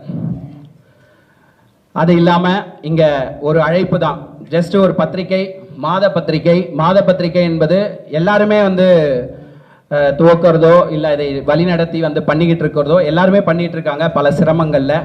அதில் நானும் ஒரு ஆளாக இருந்தாலும் என்னுடைய அழைப்பை ஏற்று வருகை தந்திருக்கக்கூடிய அண்ணன்கள், சொந்தங்கள், என்னுடைய உறவுகள் அனைவருக்கும் மனமார்ந்த நன்றியை முதலில் தெரிவிச்சுக்கிறேன். தக்கார் குரல் எதுக்காக இந்த பெயரை வச்சோம் அப்படின்றத எல்லா விஷயத்துக்கும் எனக்கு வந்து ரொம்ப அனுபவம் எதுலையோ அதை நான் எப்பவுமே பண்ணணும்னு நினைப்பேன். எனக்கு அதிகமான அனுபவம் வந்து விஷுவல் மீடியாவில் தான். ஏன்னா நீங்கள் ஒரு மைக் கொடுத்து ஒரு நடந்த சம்பவத்தை அப்படியே சொல்ல சொன்னீங்கன்னா ஒரு 10 நிமிஷம் அப்படியே சரளமாக நான் பேசுவேன். அதை வந்து இன்னைக்கு வந்து என்னால் என்ன பண்ண முடியல அப்படின்னா நான் எல்லாமே ஏவியில் கொடுக்கணும் அப்படின்றது தான் என்னோட மிகப்பெரிய ஒரு ஆசையாக இருந்துச்சு. அதுக்காக தான் இந்த ஒரு 3 டிவியே போட்டு முன்னாடி வச்சோம். இல்லைனா இந்த மைக்கில் வந்து எல்லாரும் பேசிட்டு வாழ்த்து சொல்லிட்டு இந்த புக்கை ரிலீஸ் பண்ணிட்டு போகிறத விட எல்லாமே அந்த ஏவி தான் சொல்லணும் அப்படின்றது தான் எங்களுடைய களமாக இருந்துச்சு. அதுக்கான பயணங்களில் தான் நாங்கள் பயணித்தோம். ஒரு சிறிய தடங்கள் மூலயமா அது தொடர்ந்து நின்றுகிட்டு இருக்கு. முன்னாடியே சொன்னார் சுரேஷ் சார், ரொம்ப அழகாக சொன்னார், சிறு பத்திரிகையாளர்கள் மிகவும் சிரமத்தில் இருக்காங்க, சிறு பத்திரிகையாளர்கள் மிக கஷ்டத்தில் இருக்காங்க, சிறு பத்திரிகையாளர்கள் அரசாங்கம் திரும்பி பார்க்கணும். சார் தப்பா நினைக்கலனா இந்த இடத்துல ஒரு கோரிக்கை வைக்கிறேன். எப்பவுமே எங்களை திரும்பி பார்க்கிற சாமானிய மக்களும் அதுக்கு அடுத்து சென்னை பத்திரிகையாளர் மன்றத்தினுடைய உங்களை போன்ற தலைவர், பொதுச் செயலாளர், பொருளாளர், மற்ற உறுப்பினர்களும் பார்த்தால் மட்டுமே இந்த நேரத்தில் போதும் சார். நம்ம நினைச்சத அவங்களை திரும்பி பார்க்க வச்சுக்கலாம் அப்படின்றத இந்த இடத்துல பதிவு பண்ண விரும்புறேன் சார். நான் நீங்க வந்துட்டீங்கல்ல, அது போதும், பார்த்துக்கலாம். இந்த பத்திரிகையினுடைய நோக்கம் அப்படின்றது நான் சொன்ன மாதிரி 5 எழுத்து. அந்த 5 எழுத்தை வச்சு என்னென்னலாம் பண்ண முடியுமோ, எனக்கு தெரிஞ்ச ஒரு 16 வருஷத்துல நான் நிறைய விஷயங்கள் பண்ணியிருக்கேன்னு நம்புறேன். கண்டிப்பா நம்ம நல்ல நேரம் திருப்பி ஏவி ரெடி ஆயிடுச்சுன்னு சொல்லிட்டாங்க. கண்டிப்பா அந்த விஷயத்தையே உங்களுக்கு எல்லாமே புரிஞ்சிடும் நான் நினைக்கிறேன். அதை பத்தி கொஞ்சம் பிரீஃபா சொல்ல சொன்னாங்க, அதை சொல்ல வேணாம்னு சொல்லிட்டு திருப்பி ஒரு பச்சி சொல்லுது. அதனால நான் வெயிட் பண்றேன். கண்டிப்பா அந்த ஏவி உங்களை வந்து நாங்க எப்படி கடந்து வந்தோம், என்ன பண்ண போறோம், எப்படி போக போகுது அடுத்த பாதை அப்படின்றது ரொம்ப தெரியும். எல்லாரும் வந்ததுக்கு ரொம்ப மகிழ்ச்சி. அதெல்லாம் தாண்டி இந்த புத்தகத்துடைய ஒரு 4 வரிகளை சொல்லி நான் முடிச்சுக்கிறேன். இந்த புத்தகம் என்ன பண்ணோம் அப்படின்னா சாமானிய மக்களினுடைய குரலா கண்டிப்பா இருக்கும். அது இந்த இடத்துல உறுதுணையா நான் உங்களுக்கு எல்லாருக்கும் உறுதி அளிக்கிறேன். அதே போல எந்த ஒரு செய்தியாக இருந்தாலும் ஒரு ஏதோ ஒரு இடத்துல ஒரு தடுப்பணை இருக்கும். ஏன்னா அந்த செய்தியை வெளியிடுறதுல நிறைய பிரச்சனைகள் இருக்கு. அதெல்லாம் இந்த தக்கார் குரல் என்ன பண்ணாது, கேட்காது. கண்டிப்பா உள்ளதை உள்ளபடி ஓங்கி சொல்லும் என்பதுல எந்த மாற்று கருத்தும் கிடையாது. சாமானிய மக்களினுடைய குரலாக என்றும் ஒலிக்கும். தக்கார் குரல் என்பது சாமானிய மக்களினுடைய குரலாக என்றும் ஒலிக்கும் என்பதை நான் உங்கள் மத்தியில் சொல்ல ஆசைப்படுகின்றேன். வருகை தந்திருக்கக்கூடிய அனைவருக்கும் நன்றி. ஏன்னா ஏவி ரெடி ஆயிடுச்சுன்னு எனக்கு என்ன பேசுறதுன்னே தெரியல. ஏன்னா ஏவி தான் நிறைய கதையை சொல்லும், ஏன்னா அதில் நாங்கள் நிறைய சொல்லியிருக்கோம். அதனால் உங்கள் எல்லாருக்கும் மனமார்ந்த நன்றியை தெரிவிச்சுக்கிறேன். எனக்கு உண்மையாலுமே பேச முடியல, ஏன்னா கொஞ்சம் அப்செட் ஆகிட்டேன். ஆக்சுவலாக நான் திணறாமல் பேசுகிற ஆள், எல்லாருக்கும் தெரியும் இங்கே இருக்கிறவங்களுக்கு. மைக் எடுத்தேன்னா சரளமாக பேசுவேன். எனக்கு அந்த ஏவி பிரேக் டவுன் ஆயிடுச்சு அப்படின்னு என் பையன் சொல்லி தான் கூப்பிட்டு வந்தான். அப்பா நீங்கள் எந்த இடத்துலையுமே டென்ஷன் ஆகாதீங்க, ஏன் அப்படின்னா நீங்கள் டென்ஷன் ஆகிட்டீங்கன்னா ஈவெண்ட் எல்லாமே கொலாப்ஸ் ஆகிடும். அதனால் நீங்கள் டென்ஷன் ஆகாதீங்க. இங்கே சிலர்லாம் கொஞ்சம் தாமதமாக வர வேண்டிய ஒரு சூழல்லாம் இருந்துச்சு. எல்லாரும் வந்த பிறகு தான் அது பிளே ஆகணும்னு இருக்கோ என்னவோ தெரில, அதனால கொஞ்சம் பிளே ஆக லேட்டாக இருக்குன்னு நினைக்கிறேன். கண்டிப்பாக ப்ளே பண்ணுவாங்க. அதுலேயே அந்த 3 ஏவிலேயே நாங்கள் யார், இதுக்கு முன்னாடி என்ன செஞ்சோம், இனி என்ன செய்ய போகிறோம் எல்லாமே உங்களுக்கு விவரமாக தெரிஞ்சிடும். வந்த அனைவருக்கும் நன்றி கூறி விடைபெறுகிறேன். நன்றி, வணக்கம்.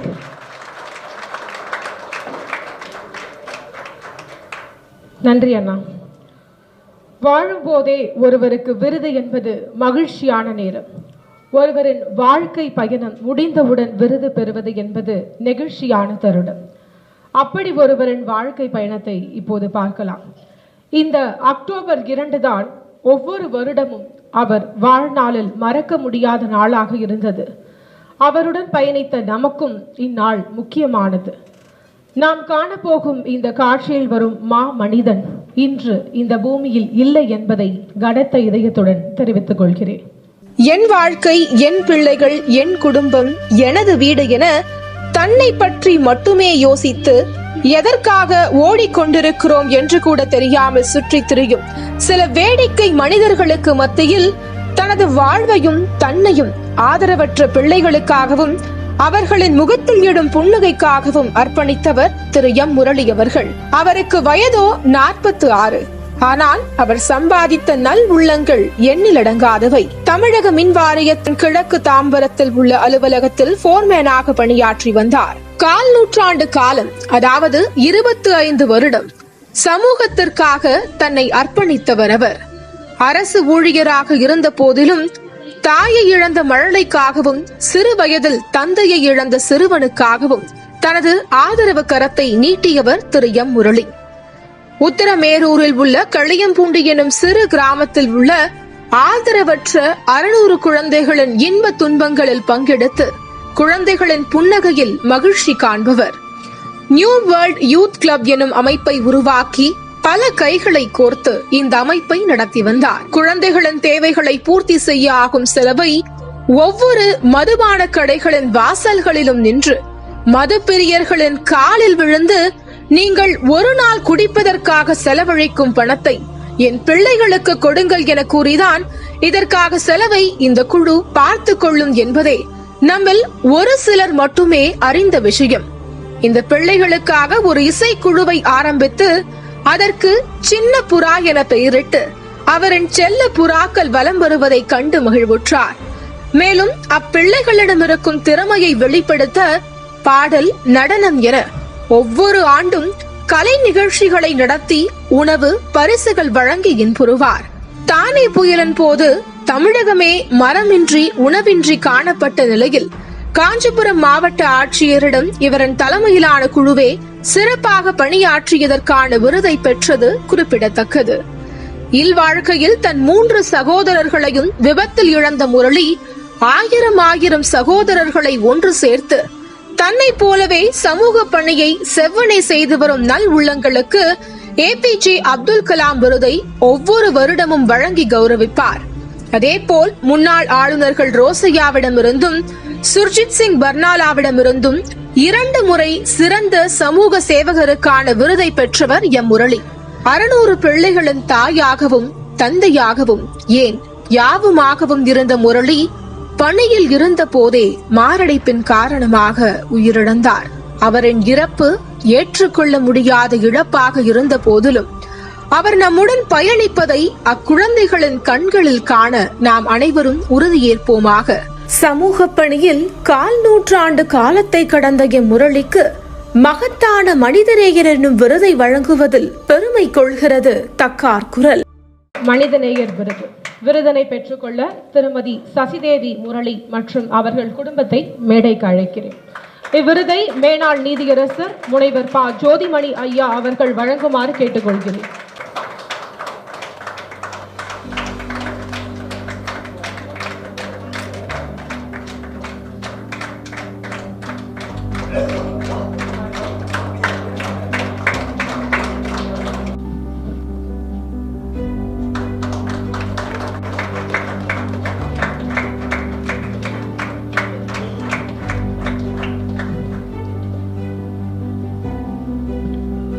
நன்றி. ஒரு சில வார்த்தைகள் திருமதி முரளி அவர்களே. வணக்கம். ஜோதிமணி ஐயா அவர்களுக்கும் வணக்கம். அதிகமாக மேடையில் பேசின பழக்கம் கிடையாது. ஏன்னா 17-18 வருஷமாக ஹவுஸ் ஒய்ஃபாகவே இருந்துட்டேன். என்னோடய ஹஸ்பண்ட் வந்து பல்லாயிரம் குழந்தைகளுக்கு நிறைய சேவைகள் பண்ணி ரொம்ப ஒரு தகப்பனாக இருந்து நிறைய குழந்தைகளை வளர்த்து விட்டுருக்காங்க. எங்கள் ஏரியாவில் மட்டும் இல்லை, எவ்வளோ அநாத குழந்தைகளை அவர் உருவாக்கியிருக்கார். எத்தனையோ ஆசிரமங்களுக்கெல்லாம் போயிட்டு நிறைய குழந்தைகளுக்கு உதவி பண்ணி ஒரு நிறைவான வாழ்க்கையை தான் கடவுள் எங்களுக்கு கொடுத்தாங்க.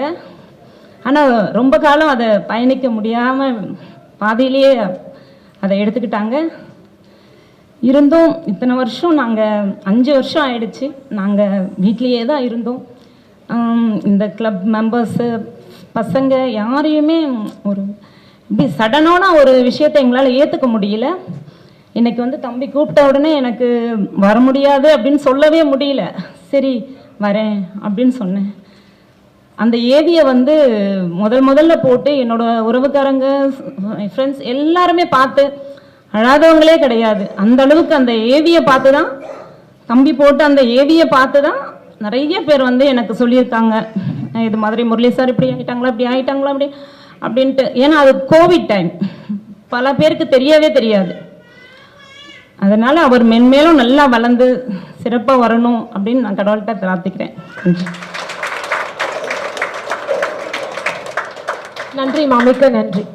அடுத்ததாக தக்கார் குரல் என்றால் என்ன, எதற்காக இந்த பெயர் அப்படின்றத ஒரு ஏவியில.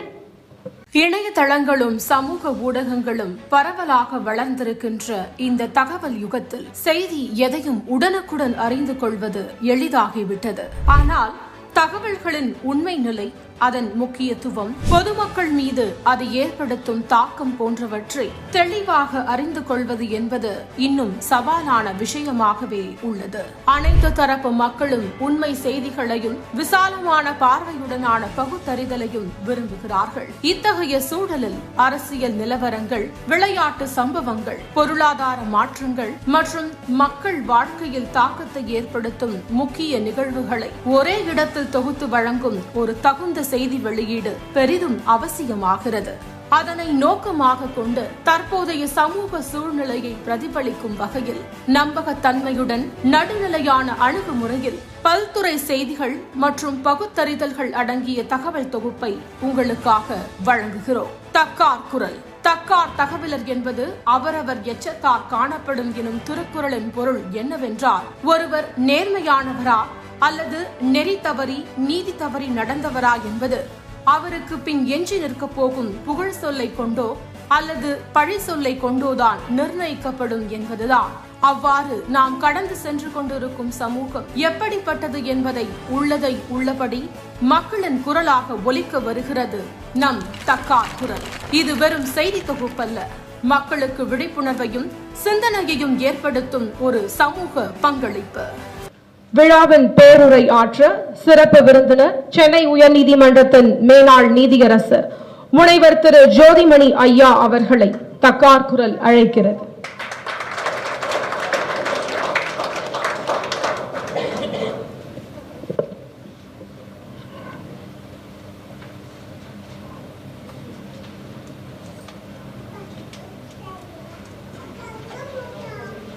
சென்னை செய்தியாளர் சங்கத்தினுடைய தலைவர் அன்பு சகோதரர் திருமிகு சுரேஷ் வேதநாயகம் அவர்களே, அதனுடைய பொதுச் செயலாளர் அன்பு சகோதரர் திருமிகு ஆசிஃப் அவர்களே, என்னுடைய அன்பு தம்பி திருமிகு யூசுப் பாஷா அவர்களே, சிறந்த அரசு அதிகாரியாக வேலை செய்து கொண்டிருக்கின்ற அன்பு சகோதரர் முரளி அவர்களே, மூத்த பத்திரிகையாளர் சகோதரர் ராஜதுரை அவர்களே, திருமதி பாண்டியம்மாள் அவர்களே, திருமிகு சஞ்சய் காந்தி அவர்களே, இங்கே திரளாக கலந்து கொண்டு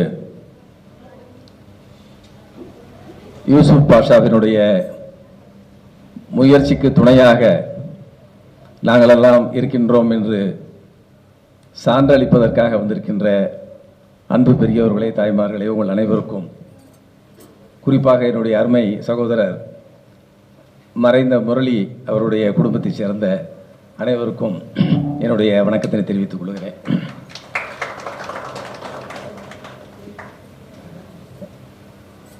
யூசுப் அவர்கள்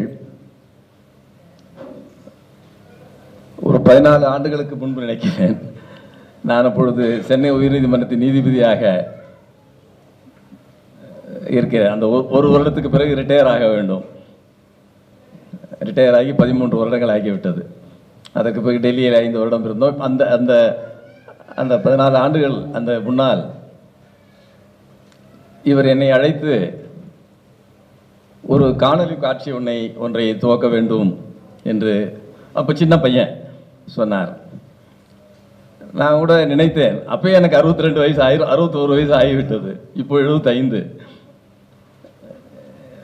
என்ன காணொலி காட்சி? அங்கே ஒரு அடையாறில் அந்த மாடியில் வந்து அந்த இவ்வளோ காமிச்சார், அந்த இதை திறந்து வைக்கணும் அப்படின்னு. அப்பொழுது நான் புரிந்து கொண்டேன், அந்த நிகழ்வில் கலந்து கொள்ளும்போது நான் புரிந்து கொண்டேன், இந்த பையனுக்கு ஏதோ ஒரு கிரியேட்டிவ் இன்டெலிஜென்ஸ் இருக்கிறது. அதை இந்த சமுதாயம் பயன்படுத்தி கொண்டால் இந்த சமுதாயத்திற்கு பெருமை, இந்த சமுதாயம் இந்த பையனை புறக்கணித்தால் இந்த சமுதாயத்துக்கு சிறுமை என்று அன்னைக்கு உண்மையிலே நினைத்தேன். அந்த அந்த நிகழ்வுக்கு பிறகு நிறைய தடவை நான் பார்த்துருக்கேன். பக்கத்து வீட்டில் இருந்தார், அப்போ நிறைய பார்க்க வேண்டிய சூழ்நிலையெல்லாம் இருந்தது. அவருடைய வளர்ச்சியை நான் பார்த்து கொண்டு வருகிறேன். எனக்கு மிகவும் பிடித்தது என்னவென்று சொன்னால், யூசுப் பாஷாவிடம் அன்றைக்கு யார் யாரெல்லாம் இருந்தார்களோ அவர்களெல்லாம் இன்றும் இருக்கிறார்கள். அதுதான் ஒரு மனிதனுடைய வெற்றிக்கு ஒரு உதாரணமாக அமைய முடியும். வருகிற நண்பர்களெல்லாம் மாறிக்கொண்டே இருப்பார்கள் என்று சொன்னால் அவன் நல்ல மனிதன் அல்ல என்பதற்கு அது உதாரணம். மாறாத நண்பர்கள் இணை பிரியாமல் இருக்கிறார்கள், ஆண்டாண்டு காலம் இவரை நம்பி இருக்கிறார் என்று சொன்னால் அந்த மனிதனிடம் ஏதோ ஒரு விசேஷம் இருக்கிறது தானே அர்த்தம். இல்லை என்றால் இருக்க மாட்டாங்கல்ல. நாம் நல்லவனாக இருந்தால் தான் தக்கார். நாம் நல்லவனாக இருந்தால் நம்மிடம் பழகியவர்கள் ஆண்டாண்டு காலம் நம்மிடம் இருப்பார்கள். நாம் உள்ளத்திலே ஒன்று வைத்துக் கொண்டு புறத்திலே ஒன்று பேசிக் கொண்டிருந்தால் நம்மிடம் இருப்பவர்கள் ஓடி விடுவார்கள். அதுதானே. ஆகவே ஒரு எக்ஸாம்பிள் அதுதான். நான் வந்து அதுதான் பார்த்தேன். இந்த பசங்க எல்லாம் இங்கே அவங்க கூட இருக்கிறாங்க, அன்னைக்கு இருந்தவங்க தான். இந்த 14 ஆண்டு ஆரம்பிக்கும் போது இருந்தவங்க இருக்காங்கன்னா அது அதை விட என்ன சான்று வேண்டும்? நல்ல மனிதன் தக்கார் இவன் என்பது என்ன சான்று வேண்டும் அதை விட? ஆகவே தக்கார் குரல் ஆரம்பிப்பதற்கு தகுதியான தக்கார் யூசுப் பாஷா. அதெல்லாம் ஒரு சின்ன எக்ஸாம்பிள் தான். நம்ம வாழ்க்கையில வந்து அனுபவத்தில் காண்பது தான் இதெல்லாம். இப்பொழுதெல்லாம் அப்பா மகள் உறவெல்லாம் கூட மாறி போய் கொண்டு இருக்கிறது. இப்பொழுதெல்லாம் பணம் வந்த பிறகு பையன் ஓடி விடுகிறான், மனைவி வந்த பிறகு அப்பாவை அம்மாவை மறந்து, இது ஒரு சூழ்நிலை. உண்மை, இதெல்லாம் நடக்கிற நிகழ்வு. நல்லவர்களும் இருக்கிறார்கள், ஓடுகிறவர்களும் இருக்கிறார்கள்.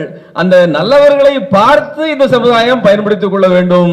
இந்த பத்திரிகை மாமன்றம் இவரை பயன்படுத்திக் கொண்டிருக்கிறது என்பது சிறப்பு. யூசுப் பாஷா வந்து ஒரு வெளிப்படையாக பேசக்கூடிய ஒரு மனிதர். நான் ஒரு தடவை சொல்லி, வெளிப்படையாக ரொம்ப பேசாதீங்க, என்னன்னா ஒரு பகை உணர்ச்சி ஒரு சிலருக்கு வரும். உண்மையை சொன்னா பகை உணர்ச்சி வரதான் செய்யும். அந்த உண்மையை கூட கொஞ்சம் பாலிஷா சொல்லுங்க. நாங்கள் கோர்ட்ல மாதிரி தான் சொல்லுவோம். உண்மையை சொல்றது கூட தக்காரன்னு உண்மையை சொல்லணும். அந்த உண்மை ஒரு சில சமயம் சொல்லும் போது கூட தீய விளைவுகள் வரலாம். உண்மையை உறக்க சொன்னாலும் கூட ஒரு சில சமயம் தீய விளைவுகள் வரலாம். சமுதாயத்திற்கு ஒரு எதிர்மறையான விளைவுகள் வரலாம். ஆகவே அதை மாதிரி இல்லாம ஒரு பாலிஷா சொல்லி அதை வந்து மக்களுக்கு புரிய வைத்தால் போதும், மக்கள் புரிந்து கொண்டால் போதும். அடிப்படையிலே ஜனநாயகத்தில் மக்கள் புரிந்து கொள்ள வேண்டும். ஏன்னா ஜனநாயகத்தினுடைய முக்கியமான தூணாக விளங்குகிறது இந்த பத்திரிகையாளர்களுடைய செயல். இன்றைய தினம் நாம் பார்த்து கொண்டு வருகிறோம். எல்லாரையும் விமர்சிக்கக்கூடிய ஒரு தகுதி யாருக்கு இருக்கிறது சொன்னால் பத்திரிகையாளருக்கு ஒருத்தருக்கு தான். நீங்கள் நீதிமன்றம் சொல்லுகிற தீர்ப்பையும் விமர்சிக்கலாம், பாராளுமன்றத்தில் நடக்கிற தவறுகளையும் நீங்கள் விமர்சிக்கலாம், அமைச்சர்கள் செய்கிற தவறையும் நீங்கள் விமர்சிக்கலாம், கூட்டத்தை கூடுபவர்கள் செய்கிற தவறுகளையும் நீங்கள் விமர்சிக்கலாம், எல்லாவற்றையும் விமர்சிக்கலாம். அதுதான் உங்களுடைய உரிமை. ஆனால் அந்த அவ்வளவு பெரிய உரிமை உங்களுக்கு கொடுத்திருக்க பொழுது அந்த உரிமையை மிக மிக மிக கவனமாக நீங்கள் பயன்படுத்த வேண்டும். ஏனென்றால் மீறப்படுகிற உரிமை சமுதாயத்திற்கு தீங்கு விளைவிக்கக்கூடும். அந்த மாதிரி தீங்கு இல்லாத அளவிற்கு இந்த உரிமையை நீங்கள் தக்க அளவிலே செயல்பட வேண்டும் என்பதற்கு தான் தக்கார் குரல். வள்ளுவர் பிறந்தகையை வள்ளுவரால் நம்ம தாத்தான்னு சொல்லணும். நம்முடைய வள்ளுவர் தான் பேசும்போது வள்ளுவர் தாத்தா தான் சொல்லுவேன். ஏன்னா நாம் அந்த பரம்பரையில் வந்தவர்கள். அந்த வள்ளுவர் தாத்தா தக்கார் தகவிலார் என்பது அவரவர் எச்சத்தால் காணப்படும். தக்கார் என்பதற்கு நிறைய மீனிங் வந்திருக்கு. நல்லவரும் தக்கார் தான், நடுநிலையாளரும் நடுநிலையாக இருந்தால் நல்லவனாக இருக்க முடியும், நேர்மையாக இருப்பவன் தான் நல்லவனாக இருக்க முடியும். ஆகவே இந்த தக்கார் என்ற சொல் மிக மிக விரிந்த சொல். கெட்டவன் என்பது நடுநிலை தவறியவனையும் சொல்லலாம், வாழ்வில் நன்றாக வாழாதவனையும் சொல்லலாம். இதே போல நிறைய நிறைய மீனிங் சொல்லலாம். நீங்க திருவள்ளுவர் பெருமானை பற்றி பேசுகிறவர்களுக்கு திருக்குறளாரை பற்றி அவர் பேசுவார், திருக்குறளார் பேசுவார், இந்த தகவலை பற்றி ஒரு மணி நேரம் கிளாஸ் எடுப்பார். ஸோ அது மாதிரி ஒரு பெரிய ஒரு சப்ஜெக்ட். ஆனால் இந்த பத்திரிகை துறையை பொறுத்தவரை உள்ளதை உள்ளபடி சொல்லுவது, நேர்மையாக சொல்லுவது என்பதுதான் ஒரு தர்மமாக அமைய முடியும். உள்ளதை நேர்மையாக சொல்ல வேண்டும்.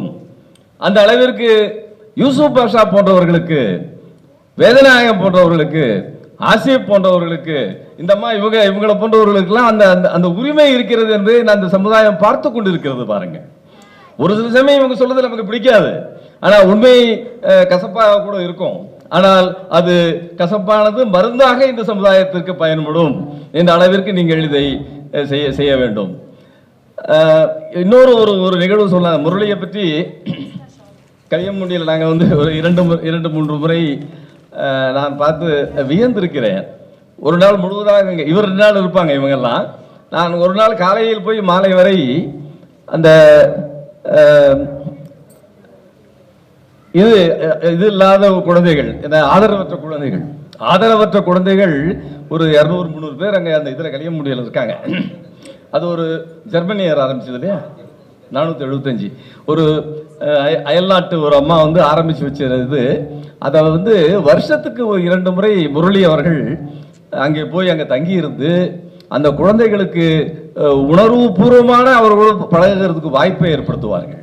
அந்த இசை நிகழ்ச்சி நடத்துவார்கள். அந்த குழந்தைகளுக்கு என்ன வேண்டும் என்று ஒவ்வொருவரையும் கூப்பிட்டு கேட்பார்கள். நான் 2-3 தடவை போகும்போது கூட ஒரு குழந்தையும் கூப்பிட்டு கேட்பார்கள், என்ன வேணும், எப்படி இருந்திருக்கேன், அவங்க அப்பா அம்மா எப்படி இருக்காங்க, என்ன ஊர், இதெல்லாம் சொல்லும் பொழுது பார்த்தீங்கன்னா அவங்களுக்கு ஒரு கான்ஃபிடன்ஸ் வரும். பெற்றோர் இல்லாத அந்த குழந்தைகளுக்கு செய்கிற அந்த சிறப்பை தவிர வேறு ஒரு சிறப்பு இந்த உலகத்தில் எதுவுமே கிடையாது. ஏனென்றால் மறுக்கப்பட்ட குழந்தைகள் அவர் வாழ்க்கையிலே பின்னால் எப்படியெல்லாம் வர வேண்டும் என்று நினைத்துக் கொண்ட குழந்தைகள் தாய் தகப்பனை இழந்த பொழுது, அந்த குழந்தைகள் அனாதை ஆசிரமத்தில் இருக்கும் பொழுது அவர்களுக்கு செய்கிற அந்த சிறப்பை மீறி ஒரு பெரிய சிறப்பு இருக்கவே முடியாது. அதை முரளி செய்தவர். என்ன ப்ராப்ளம்னா, நல்லது ரொம்ப நிறைய செய்யறவங்கள இறைவன் சீக்கிரம் கூப்பிட்டுக்கிறாரு. ஏன்னா அவருக்கு தேவைப்படுது போல் இருக்கு, அவருக்கு அசிஸ்டன்ஸ் தேவைப்படுது போல் இருக்கு. அதனால நான் ஒரு சில மன்றங்களை பேசும்போது சொல்லுவேன், நிறைய நல்லது செய்யாதீங்க, என்ன பிரச்சனை, அவர் மேல இருந்து பார்த்துட்டு இருக்காரு, இவனடா இவ்வளவு நல்லது பண்றான், நம்ம படிச்ச ஆள் இவ்வளவு நல்லது பண்றான், நம்ம கூட இருக்கணும்னு நினைச்சிட்டாருன்னா பிரச்சனை வந்துடும். அதெல்லாம் கொஞ்சம் கொஞ்சமா மறைமுகமாக எதிர்மறை இல்லாமல் எதிர்மறையாக செய்யுங்கள் என்று கூட நான் சொல்லுவேன். அந்த அளவிற்கு முரளியை போன்ற முரளி சகோதரர்கள் 3 பேருமே தான். அது முரளியை மட்டும் நான் பார்த்துருக்கிறோம். நாங்கள் சகோதரி இவர் பார்த்துருக்கேன், யூசுப் பாஷா பார்த்துருப்பாரு. எவ்வளவு ஒரு ஆத்மார்த்தமாக அந்த குழந்தைகளுக்கு செய்ய வேண்டும் என்ற எண்ணம் இப்பெல்லாம் கிடையாதுங்க. இப்போ நம்ம வாழ்க்கையை நாம் பார்ப்பதற்கே நேரம் இல்லை. அப்படி இருக்கும்போது 450 குழந்தைகள், அனாதை குழந்தைகளை ஒவ்வொருவராக பார்த்து ஒவ்வொருவருக்கு என்ன வேண்டும் என்று கொடுத்து, ஒரு பெரிய பணக்காரன் கிடையாது, பணக்காரருக்கு என்ன வராது, பணக்காரர் ஒன்றும் கிடையாது.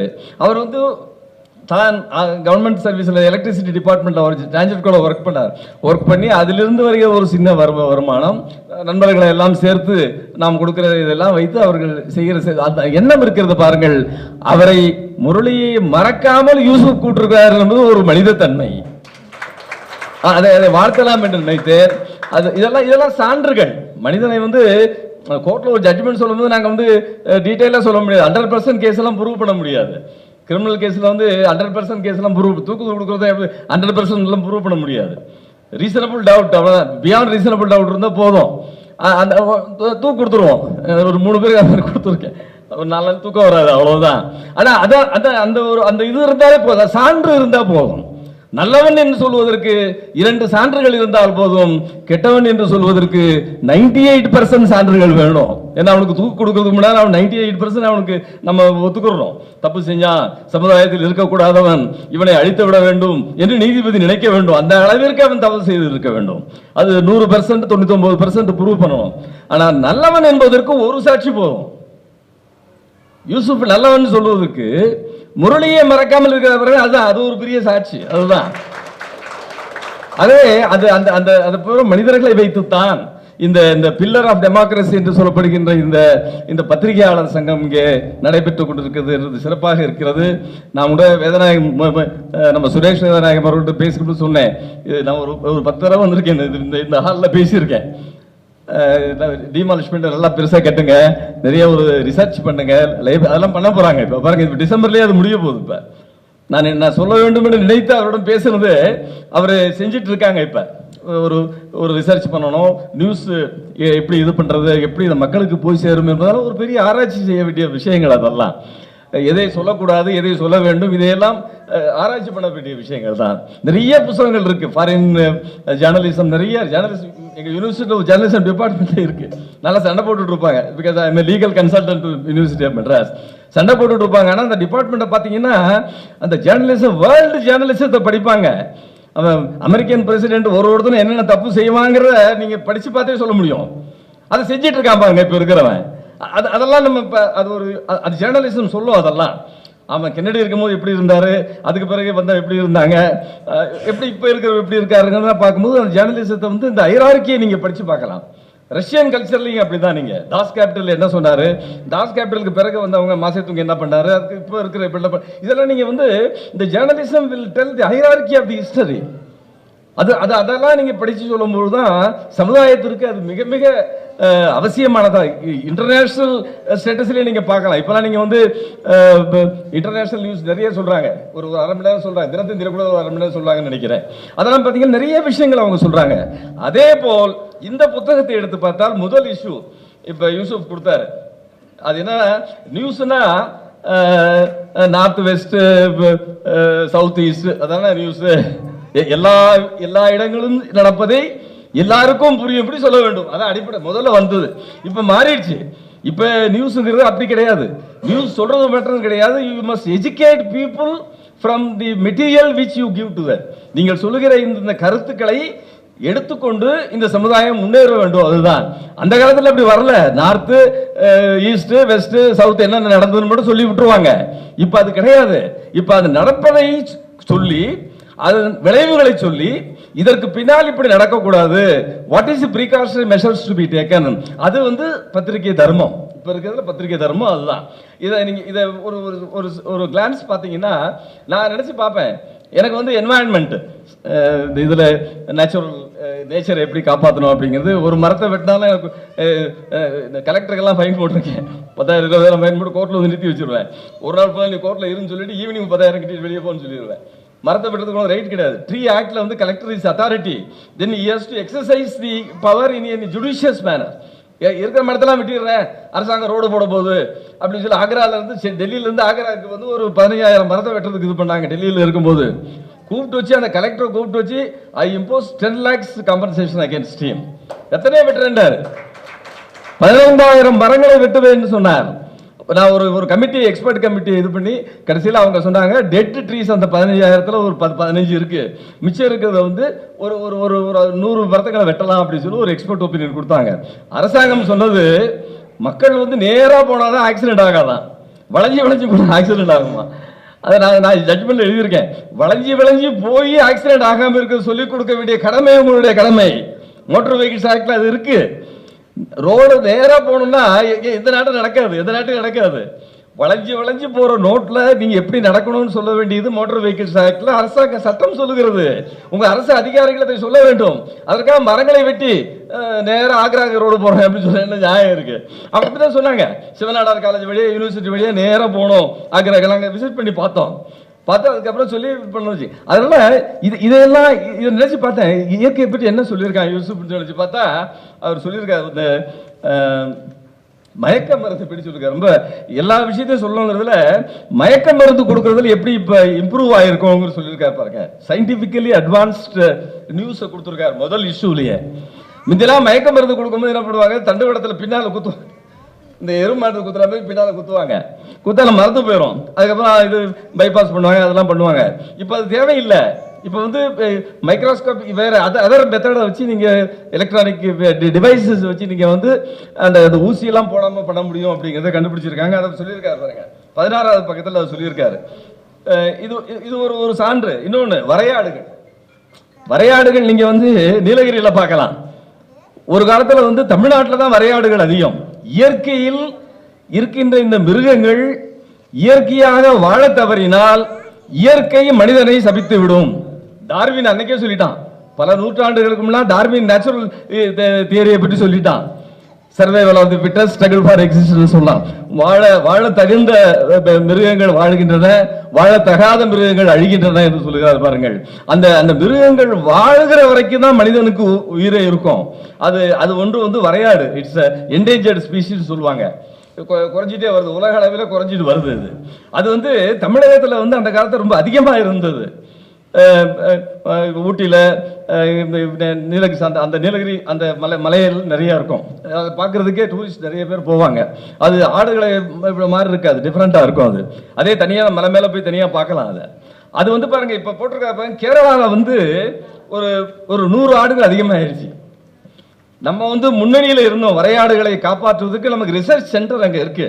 அந்த இதில் குன்னூரில் ஒன்று இருக்கு, ஊட்டியில் இருக்கு. ஆனால் அந்த ரிசர்ச் சென்டரில் இருந்தாலுமே கூட நாம் அந்த வரையாடுகளை பாதுகாக்க முடியவில்லை. ஆனால் கேரளா இப்பொழுது பாதுகாக்கிறது. நம்மை விட 100 வரையாடுகள் அங்கே அதிகமாக இருக்கிறது என்று சொல்லி நியூஸ் போட்டிருக்காங்க பாருங்க. இதெல்லாம் நியூஸ், இதெல்லாம் வேண்டிய நியூஸ். இதை படிச்சு பார்க்குற நம்ம குழந்தைகளுக்கு தெரியும் வரையாடுகளை பற்றி என்ன சொல்லணும், ஏன் சொல்லணும்னு சொல்லும் போது அவங்க அப்பா சொல்லி கொடுப்பாரு. வரையாடுகள் இருந்தால் டார்வின் தியரியை படி.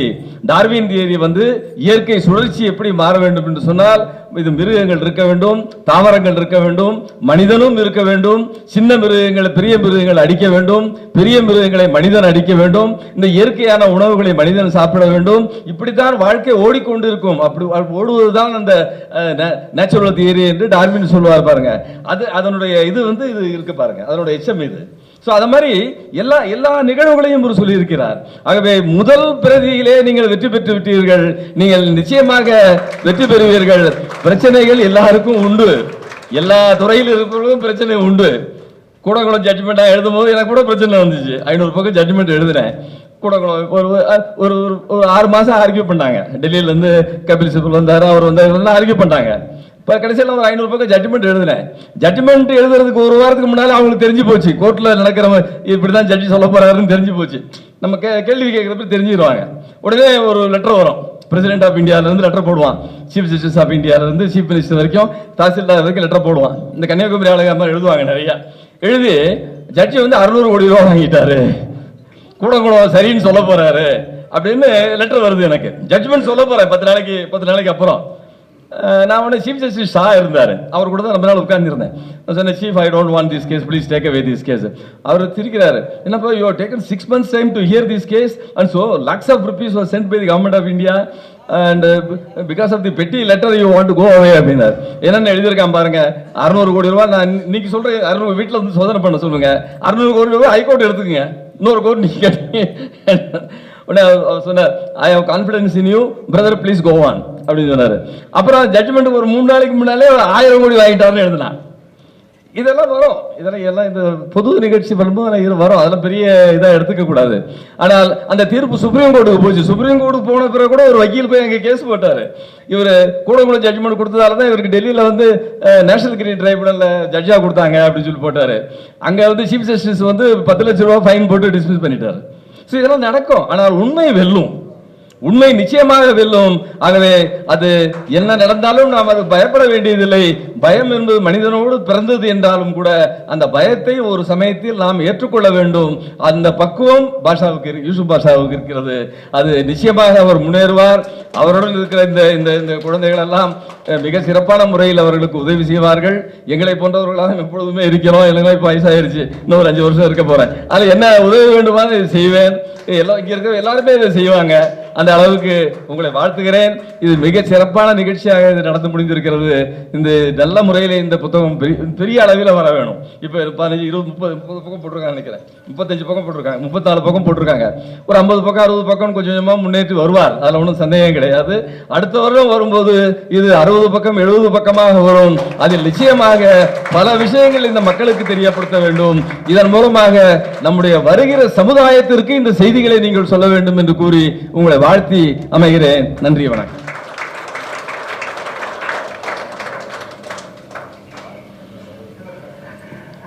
ஐயா, மனமார்ந்த நன்றி. நீங்க எல்லாரும் இப்போதான் கொஞ்ச நேரம் ஒரு 5 நிமிஷம் ஏஞ்சிக்காம உட்காரணும். ஏன்னா ஐயா சொன்னதுல ரொம்ப முக்கியமான விஷயங்கள், அதாவது உறவுகள். அந்த உறவுகள் இல்லைன்னா இன்னைக்கு இந்த மேடை எனக்கு இல்லை.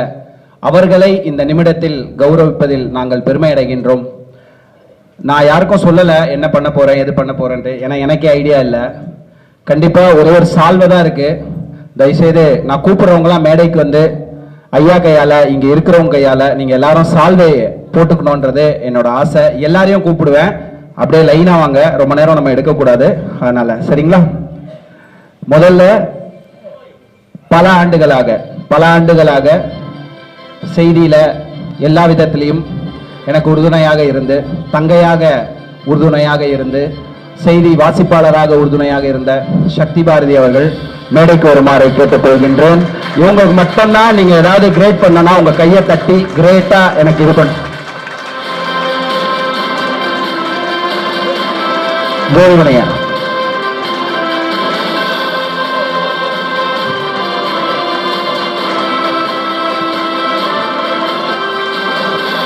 அடுத்ததாக ஐயா ஒரு விஷயம் சொன்னாரு.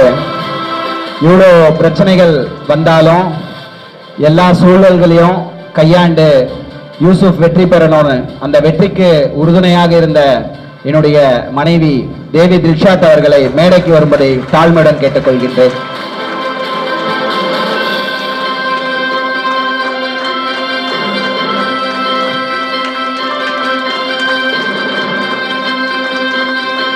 அடுத்ததாக மற்றொரு தங்கை,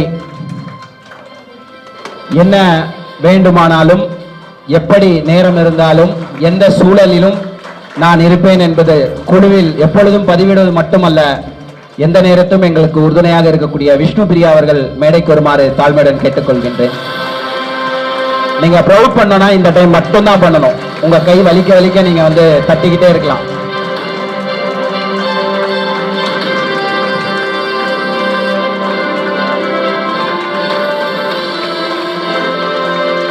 அடுத்ததாக அனைத்து விஷயங்களிலும், அதாவது இந்த தக்கார் குரல் இந்த புக்கை நான் ஆரம்பிக்க போறேன் அப்படின்னும் போது வெறும் 15 நாள்ல, அதாவது ஆர்என்ஐ வந்து கரெக்டா 21 நாள் தான். அது 21 நாள்ல ஒரு 36 பக்கம் புக்கை எங்களால நிர்வகிக்க முடிஞ்சதுன்னா அது மிகப்பெரிய உறுதுணையாக இருந்த, ரொம்ப முக்கியமா உறுதுணையாக இருந்த, எடிட்டிங்ல உறுதுணையாக இருந்த பிரபு அண்ணனை மேடைக்கு வருமாறு தாழ்மையுடன் கேட்டுக்கொள்கின்றேன். எதுல வேலை செய்யறோன்றது முக்கியம் இல்ல, யாருக்காக வேலை செய்யறோன்றதுல மிகப்பெரிய பெருமை வாய்ந்தவர். இந்து நாளிதழில் பணியாற்றியவர். மிக தத்ரூபமாக எழுத்து பிழையை பார்த்து கவனித்து எங்களுக்கு உறுதுணையாக இருந்தவர். ஐயா கேட்டாரு 36 பக்கம். ஐயா நாங்க எழுதுற மொத்தம் நிறைய பக்கம் ஐயா, ஆனா எங்களால 36 பக்கம் தான் பதிப்பை எங்களால பண்ண முடிஞ்சது.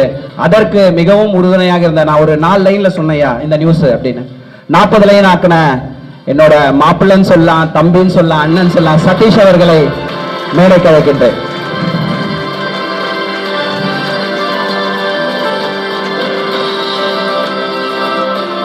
அடுத்ததாக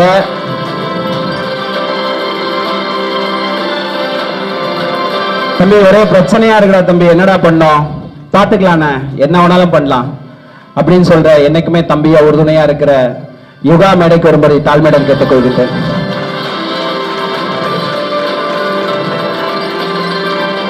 டிஜிட்டல் ஹெட்டா இருக்காரு. ஐயா, இந்த நிகழ்வுல ஒரு சின்ன விஷயங்கள்லாம் உங்களுக்கு கொடுக்க முடியல. நாங்க நிகழ்ச்சி நிழல் போட்டது 6 மணிக்கு, அப்புறம் 5:30 மணின்னு மாத்திரம். நிகழ்ச்சி நிழல் முடிகிற டைம் வந்து எங்களுக்கு 9 இருந்துச்சு. ஏவி சொதப்பிச்சு, மொத்தமா அப்செட் ஆயிட்டேன். அதுக்கு மேல என்னால எதுவும் பண்ண முடியல. ஆனா இந்த உறுதுணை எல்லா விஷயமும் ஈஸியா நடக்கிறதுக்கு காரணமா அந்த வெப்சைட் லான்ச் ஐயா கையில தான் நாங்க பண்ணணும்னு நினைச்சோம். ராஜதுரை ஐயா பண்ணல. ஆனாலும் வெப்சைட் முடிஞ்சு அதையுமே இன்னைக்கு நம்மளால ஓபன் பண்ண முடியும் நிரூபிச்ச தீப்நாத் அவர்களை மேடைக்கு வரும்படி தாழ்மையுடன் கேட்டுக்கொள்கின்றேன். ஐயா, இணையதள வாயிலாகவும் நீங்க இந்த புக்கை பார்க்கலாம், படிக்கலாம். எல்லா விஷயத்தையும் வெறும் 10 நாள்ல பண்ணி கொடுத்த ஒரு ஆசான். இது வரைக்கும் 1 ரூபாய் பணம் வாங்கல. சமூகத்திற்கு பணியாற்ற வந்திருக்கக்கூடிய தீப்நாத் அவர்களை பெருமையுடன் மேடை கிடைக்கின்றோம். அடுத்ததாக அது பாருங்க, அழகா அவருடைய காட்சிப்படுத்தப்படுது. அவர் செஞ்ச வெப்சைட் வந்து காட்சிப்படுத்தப்படுது டிவிக்கல்ல. அதை கொஞ்சம் நீங்க பாத்தீங்கன்னாலே தெரியும். ரொம்ப அழகா வந்து காட்சிப்படுத்தி இருப்பாரு. நீங்க இப்படியும் அதை வந்து படிக்கலாம் அப்படின்றத நாங்க கொண்டு வந்திருக்கோம். அடுத்ததாக எனக்கு தோளுக்கு தோளாக நின்று என் தந்தையினுடைய ஒரு இடத்தை ஒரு தந்தையாக இருந்து பார்த்த என்னோட அண்ணன் இங்க வந்திருக்காரு. மேடைக்கு ஒரு முடித்தாங்க.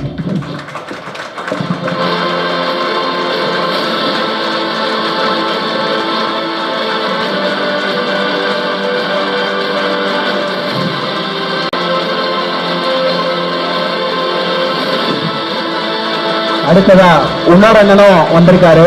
பீரு அவர்களை மேடைக்கு வரும்படி தாழ்மையுடன் கேட்டுக்கொள்கின்றேன்.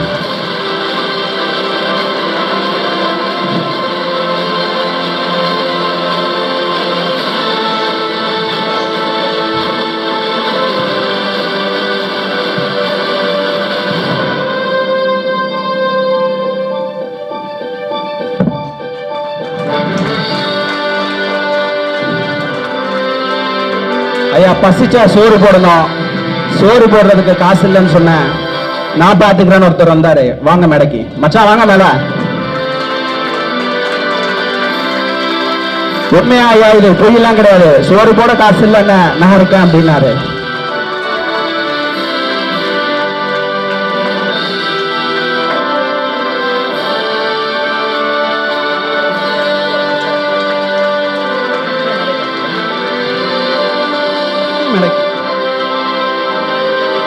அடுத்ததாக எல்லா விஷயத்துக்கும் ஒரு பேக்கப் வேணும்னு சொல்லுவாங்க.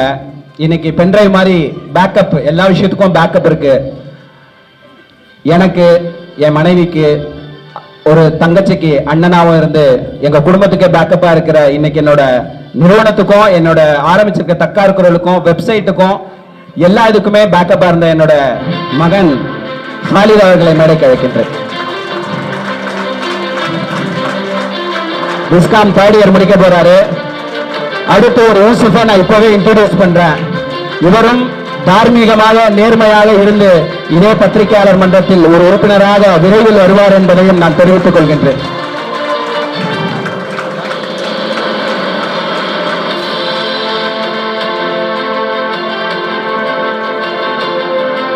அடுத்து இப்போ இல்ல, நம்ம எல்லாத்தையும் காட்சி ஊடகப்படுத்திட்டு இருக்காரு.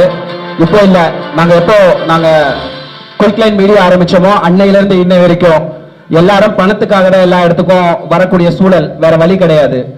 எது நடந்தாலும் அண்ணன் பார்த்துக்கலாம் அப்படின்னு சொல்லி இன்னை வரைக்குமே என் கூட இருக்கக்கூடிய செந்தில் அண்ணனை மேடைக்கு வருமாறு தாழ்மையுடன் கேட்டுக்கொள்கின்றேன். இதுதான் எனக்கான ப்ரௌடு. இது எல்லாமே நான் வந்து பேருக்காக எந்த விஷயத்தையும் நான் சொல்லல. இதெல்லாம் என் மனசுல இருந்து வரக்கூடிய மிகப்பெரிய ஒரு உண்மையான வார்த்தை.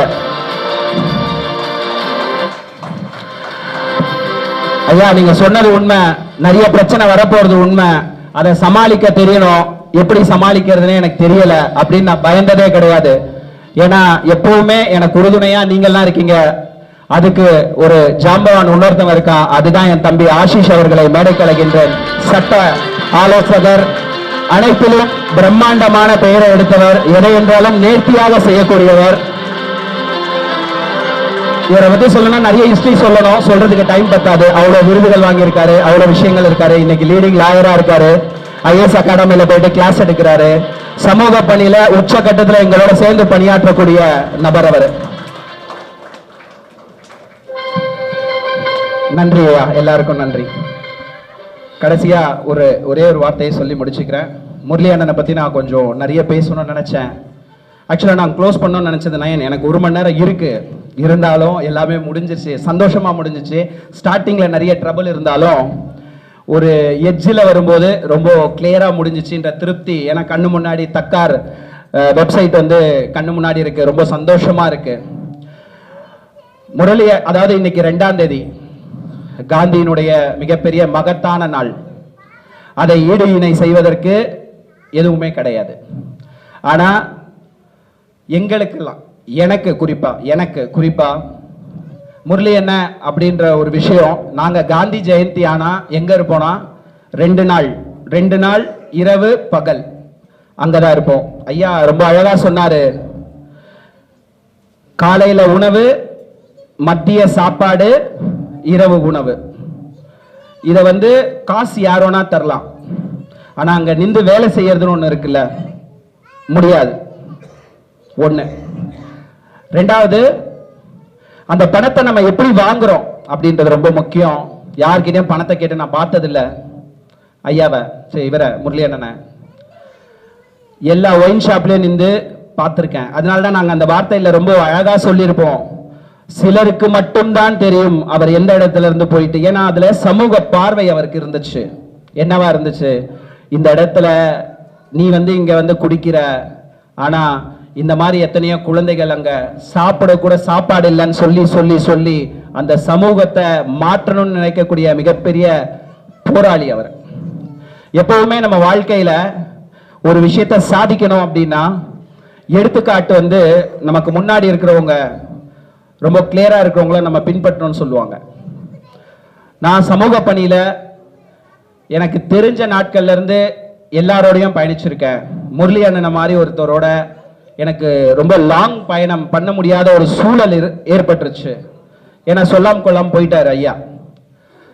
அவர் ஒரு மகத்தான மனிதர். அந்த மகத்தான மனிதருடைய அந்த நாளை மீண்டும் ஒரு முறைன்றதை விட எல்லா மாதமும் நினைவு கூறணும்ன்றதுதான் நாங்க தீர்மானம் பண்ணியிருக்கோம். எல்லா மாதமும் 2ஆம் தேதி தக்கார் குரல் அவருடைய ஆசீர்வாதத்தோடு வெளியிடப்படும் என்பதை இந்த நேரத்தில் தெரிவித்துக் கொள்கிறேன். நீங்க 2ஆம் தேதி இந்த புக் வரலனா நீங்க என்ன கேட்கலாம். கடைசியா நான் இவ்வளவு விஷயம் சொன்னேன், ஒரு 10 நாள்ல தான் இந்த புக்கே ரெடி ஆச்சு. மொத்தமே 20 நாள் தான், 28 நாளாவது எக்ஸாக்டா RNI வந்தேன். ஃபர்ஸ்ட் போன ஐயாவுக்கு தான் பண்ணேன். ஐயா இந்த மாதிரி ஒரு 2ஆம் தேதி நிகழ்வு. அப்படியா யூசுப் அப்படின்னார். ஐயா 2ஆம் தேதி எதுக்கு வைக்கிறேன்னு தெரியுமா? முரளி அண்ணன் இந்த மாதிரி விஷயம் வரேன். என்ன சொன்னாரு? வரேன். ஏன் வரான்னு சொன்னாரு? காலையில வருவாரு, கலியம்பொண்டி கிராமத்துக்கு காலையில 7 மணிக்கு வருவார். நான் இது வரைக்கும் யாரையுமே பார்த்ததில்ல, சீஃப் கெஸ்ட் தான். 7 மணிக்கு வருவாரு, நைட்டு 11 மணிக்கு அங்க இருந்து போவாரு.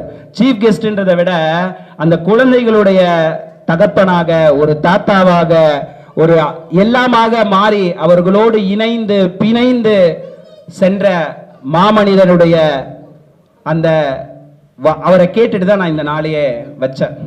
ஸோ சொன்ன உடனே அவர் பண்றாருன்னா அவர் வாழ்ந்த வாழ்க்கை எப்படி இருந்திருக்கும், அந்த மாதிரி நம்ம வந்தோம் போனோம் வாழ்ந்தோம் அப்படின்றது இல்லாம நம்ம எல்லாருமே நம்மனால முடிஞ்ச 4 பேருக்கு என்ன பண்ண முடியுமோ இன்றல்ல இனிமேலும் தொடர்ந்து பண்ணுவதற்கு செய்வதற்கு நீங்கள் எல்லாம் உறுதுணையாக இருக்க வேண்டும் என்றதை இந்த நேரத்தில் கேட்டுக்கொள்கின்றேன். கடைசியாக ஒரே ஒரு வார்த்தை, நான் சொன்ன 28 நாள் தான் ஆச்சு RNI வந்து. திருப்பி நான் ஏன் சொல்றேன்னா, இப்போ நீங்க எல்லாம் சால்வா போட்டோம் இல்லையா, உண்மையாலுமே எனக்கு ரொம்ப மிகப்பெரிய மகிழ்ச்சி.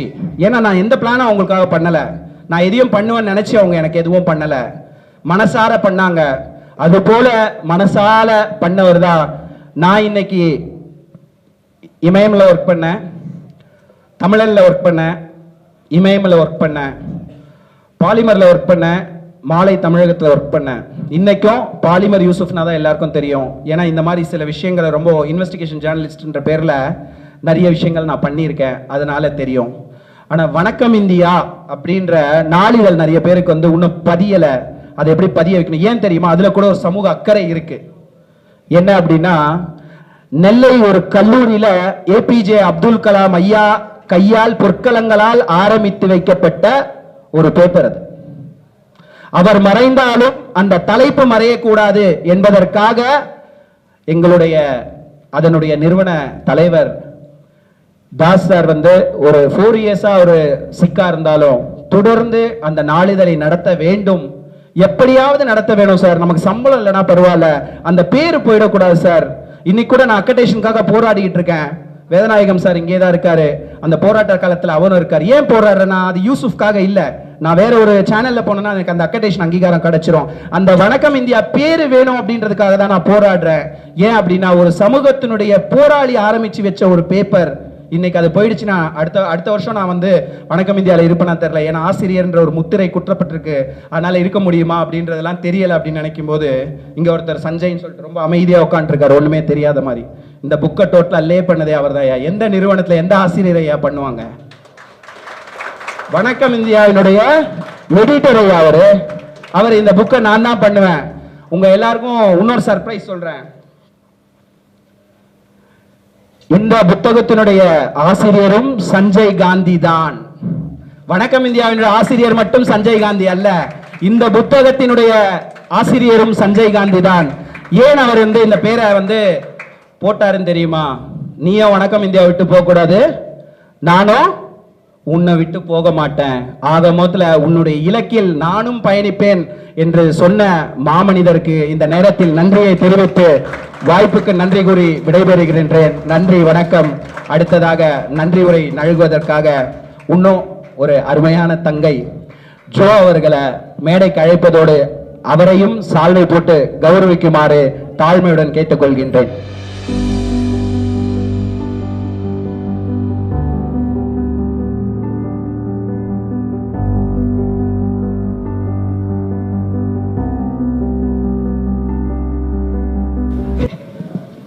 அனைவருக்கும் மாலை வணக்கம். தக்கார் குரல் இதழ் வெளியீட்டு விழாவிற்கு அழைப்பு விடுத்ததும் மறுக்காமல் வந்து விழாவினை சிறப்பித்த நீதியரசர் முனைவர் திரு ஜோதிமணி அவர்களுக்கு நன்றியை தெரிவித்துக் கொள்கின்றேன். அண்ணா நிர்வாக பணியாளர் கல்லூரியில் நிர்வாக அலுவலர் துணை ஆட்சியர் திரு முரளி அவர்களுக்கு நன்றி. சென்னை பத்திரிகையாளர் மன்றத்தின் தலைவரும் தினகரன் நாளிதழில் தலைமை நிருபருமாகிய சுரேஷ் வேதநாயகம் அவர்களுக்கு நன்றி.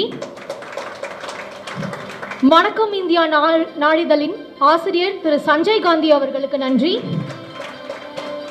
மூத்த பத்திரிகையாளர் திரு ராஜதுரை அவர்களுக்கு நன்றி. சென்னை பத்திரிகையாளர் மன்றத்தின் பொதுச் செயலாளர் திரு ஆசிப் அவர்களுக்கு நன்றி. நியூஸ் தமிழ் தொலைக்காட்சியின் அசைன்மெண்ட் ஹெச்ஓடி திருமதி பாண்டியம்மாள் அவர்களுக்கு நன்றி. மற்றும் இந்நிகழ்ச்சியை அழகாக தொகுத்து வழங்கிய எனது அருமை அக்காக்கள் சக்தி பாரதி மற்றும் விஷ்ணு பிரியாவிற்கு நன்றி.